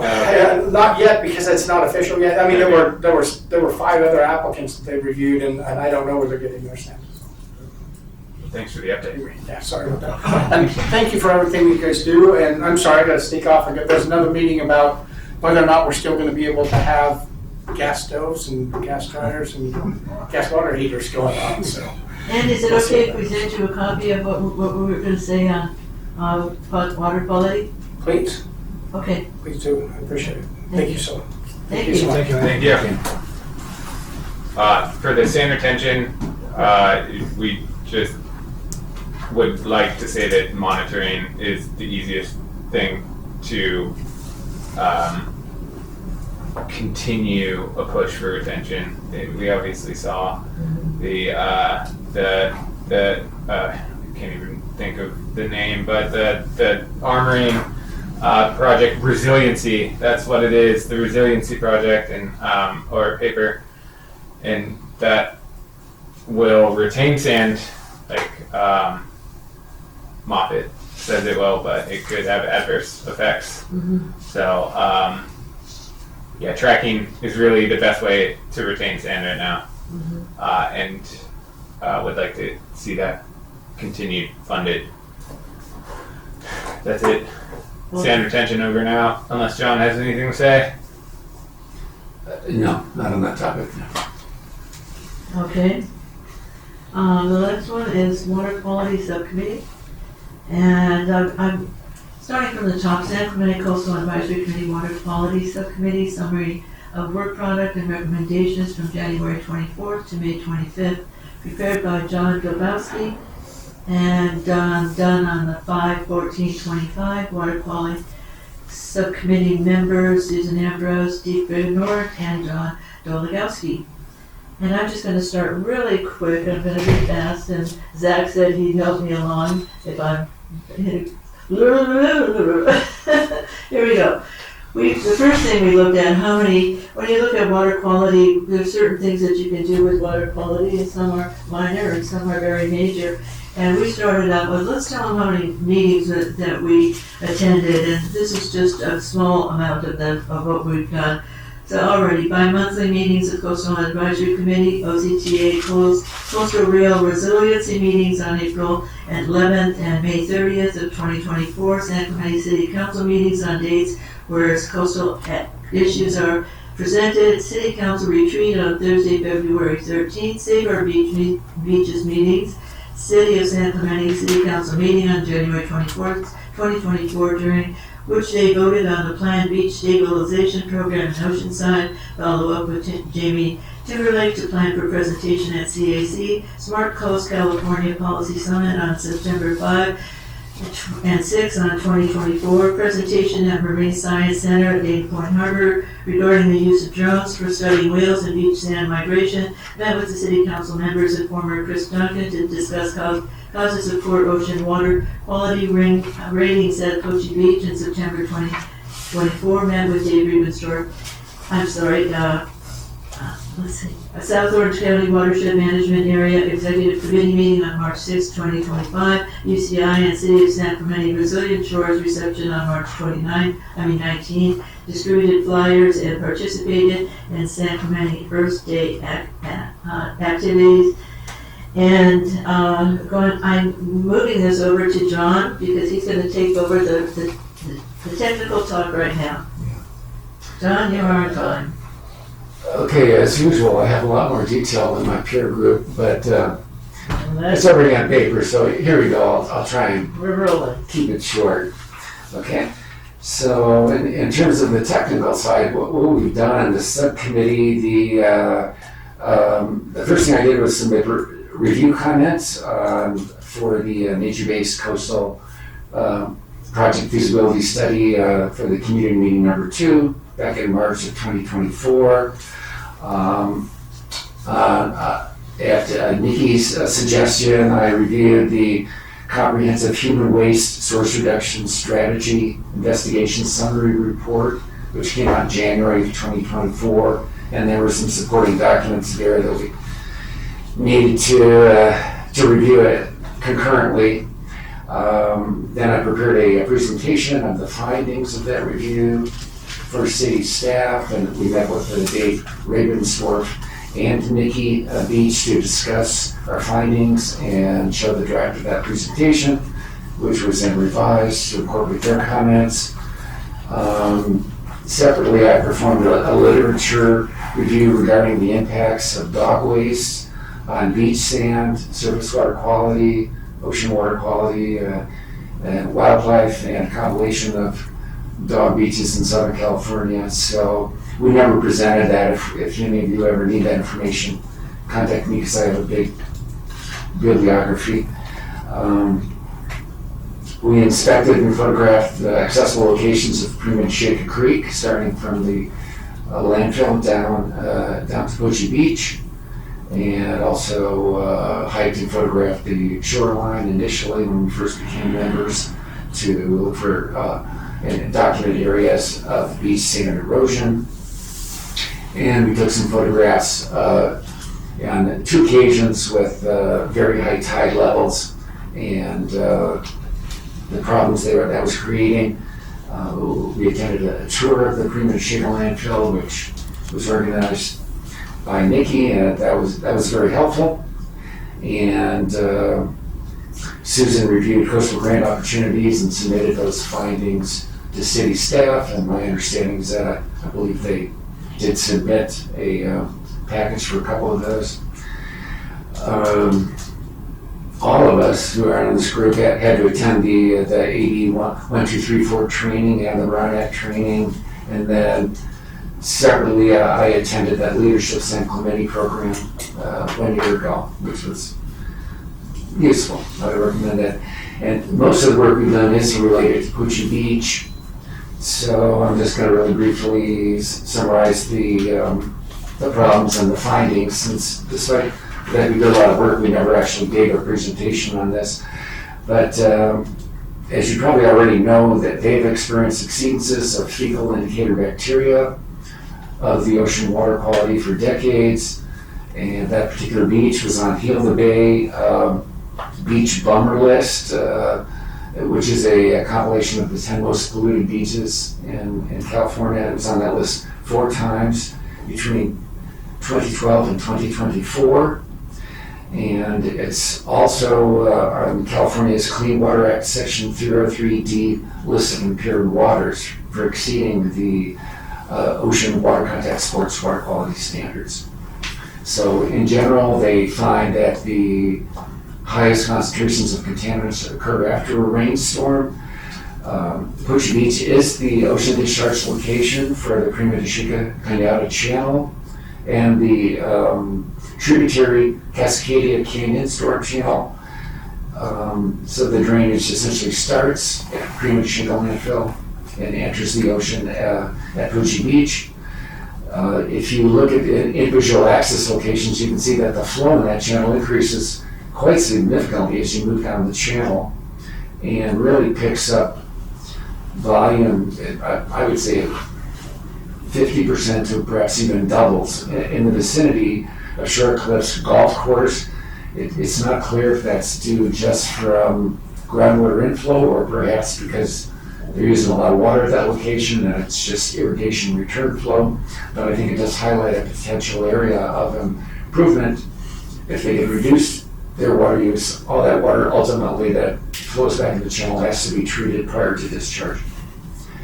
The dry seasonal flow is essentially the base flow, which comes from groundwater discharge, the irrigation infiltration, and then surface water flow from the surrounding areas, the neighborhoods. And then during the wet season, all that water, the weir is open, all the water goes straight into the ocean. There's no treatment which has occurred. During the dry season, the surface water is diverted to the treatment plant, which is 400 GPM. It's got sand filtration and the UV oxidation treatment. And it was installed in 2010 and then upgraded in 2020.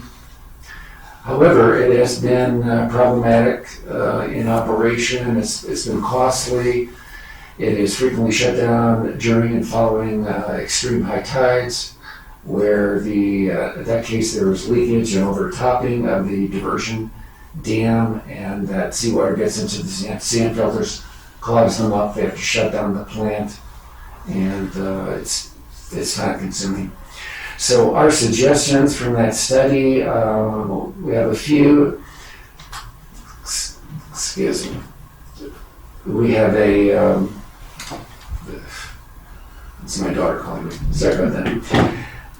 That we recommend that they use fecal indicator bacteria. That's what has been used for measuring the ocean water quality, but that is resulting in false positive exceedances due to the presence of these constituents in reclaimed water, which is used at the golf course and surrounding area. So that's an issue which could potentially be circumvented by the use of an additional factor in their analysis, this human bactericides HF183 analysis.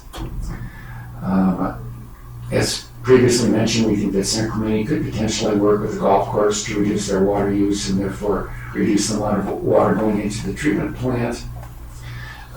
We fully support the direction that the city has taken to initially build a new diversion structure, which will, they've already subcontracted the design for that structure.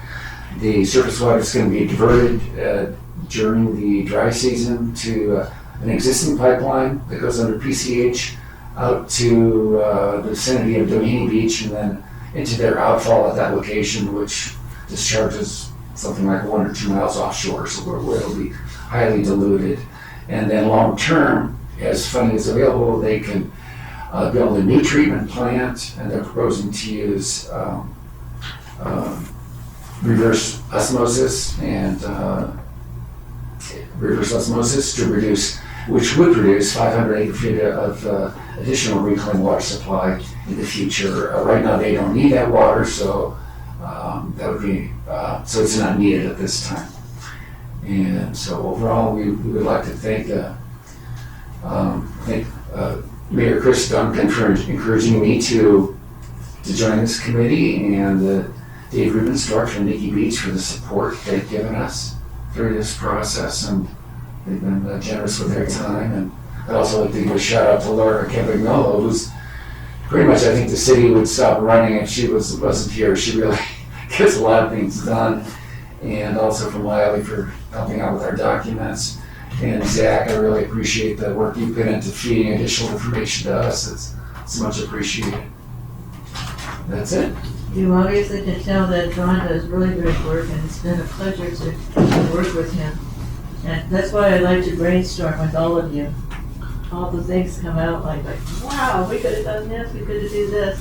And wherever our walks go, well, we're not done to our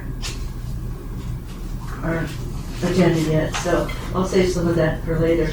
But do we have any questions about anything that was said? Nothing? Okay. Right, let's go on to new business. Right now we have as none. Does anybody have any new business? Okay. Items from staff. Coastal item updates. We already did that one. We did Nikki's. I'm going to supplement it for 30 seconds. There was a request last hearing to follow up on some water quality stuff, so that was done. There was a request for updates on OCTA. I sent some emails in the interim between meetings just about the last OCTA hearing. And then I think I'll take credit for work that Chair Ambrose and Miley did, which is today there was an article. And we published some copies of San Clemente Times about OCTA, but that's a good article. Miley. Lastly, it's been a pleasure to work with you all. Thanks. Thank you. Yeah. Do we know who the, we've been told that 3 members of this committee are going to be moved over to the Beaches Park and Recreation. Do we know who those 3 people will be yet, or when is that going to be decided? Chair Ambrose knows more about them than I did. We had a conversation today. I think there's going to be a discussion at an upcoming city council meeting, which hasn't been published yet, but probably one of the ones in June. Okay. Well, I can't say that this is for certain, but right after this happened, they said that the people who still had time for a year on their appointment will be rolled over to BPNR.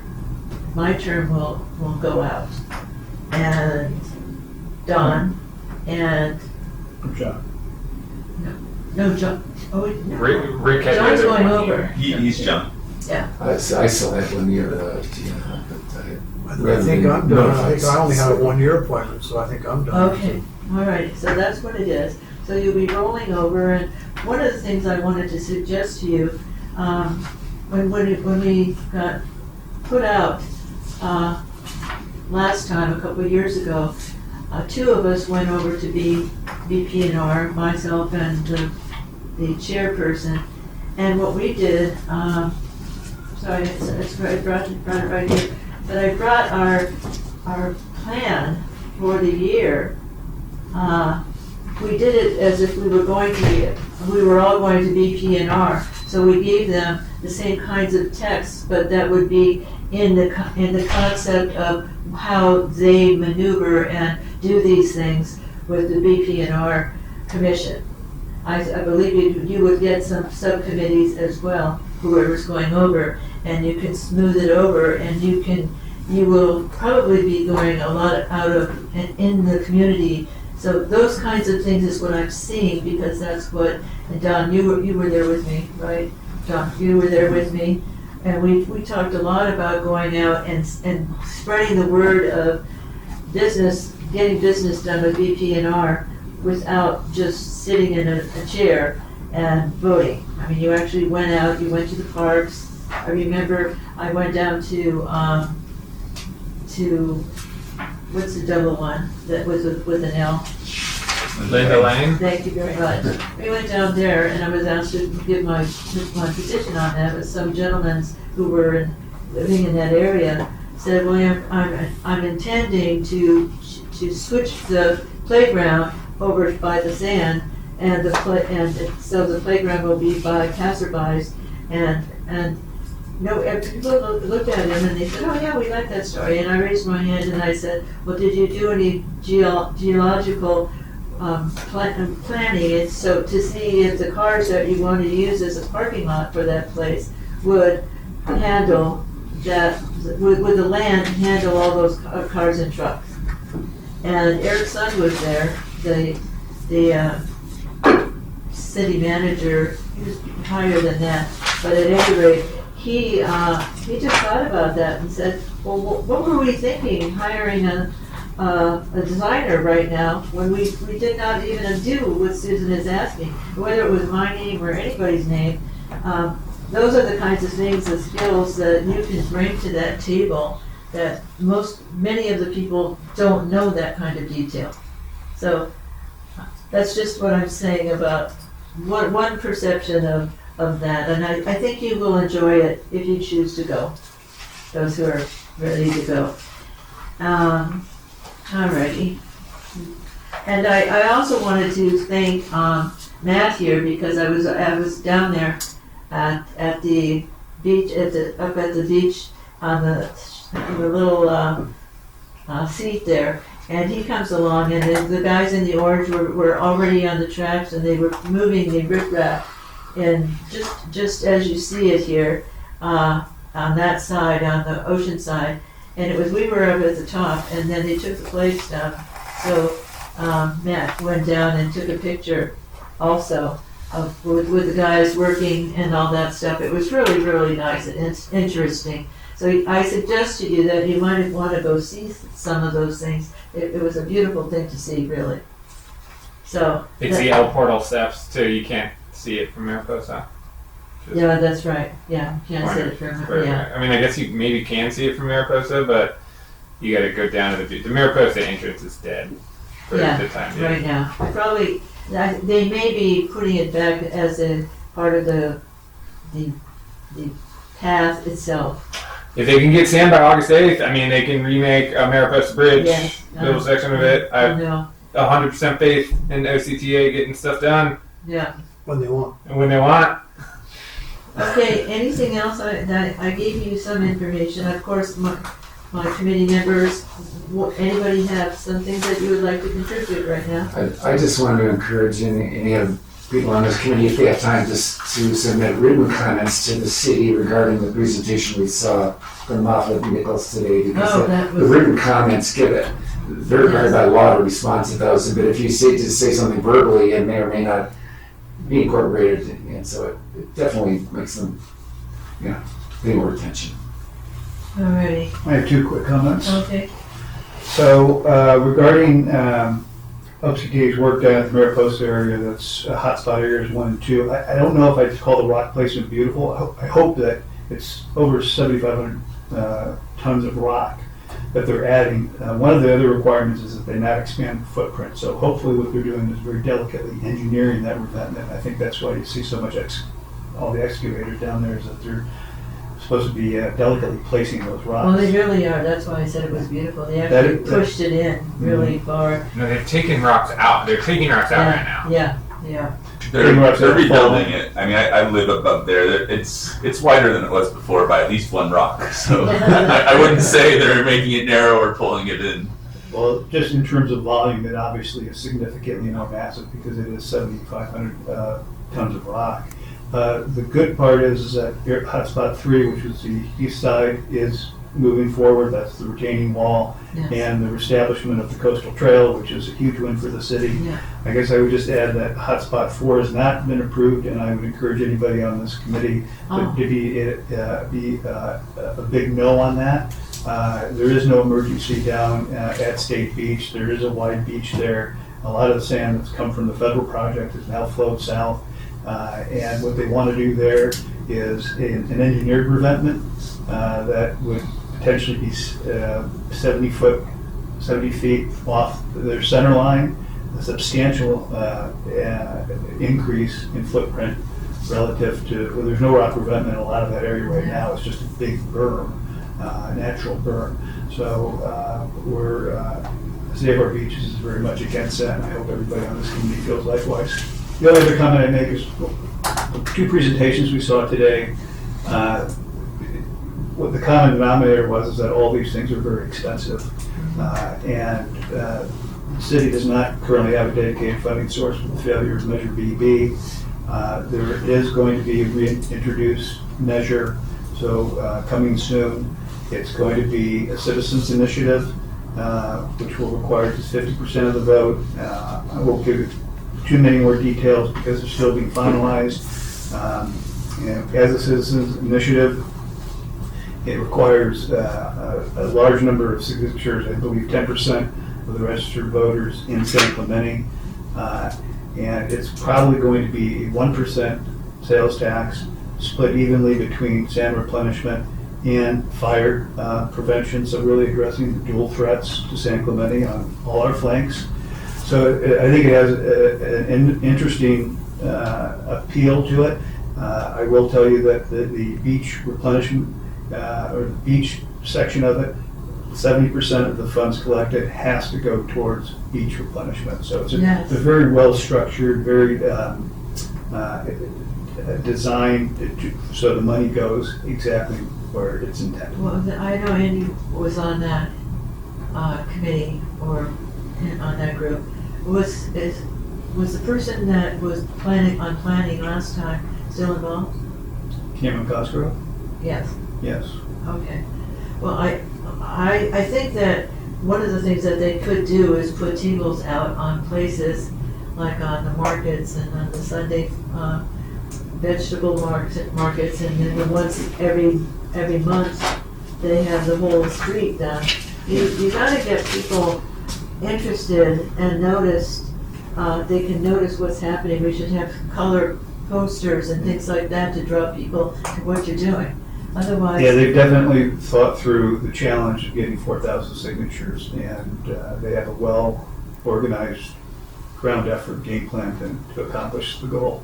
I would encourage you to take this conversation offline. This is still a city forum, and we're talking about nonprofit advocacy. That's right. Okay. Thank Coming you. up on time too. Coming up on time. Anything else we have to add or say? Well, I'm just going to tell all of you gentlemen, it's been a pleasure to work with you. Thank you very much.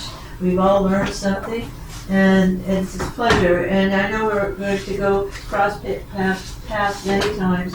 If you need anything on the coastal things that you think I might be handy to help you with, don't hesitate to give me a call or send me an email.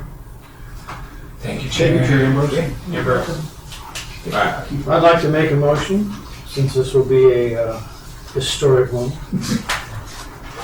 to adjourn the meeting of the regular Coastal Advisory Committee on Thursday, May 15th, 2025. All in favor? Aye. Gentlemen, would you like to have a group picture? Sure. You can say you were on the Coastal Advisory Committee. We just gotta, I already held that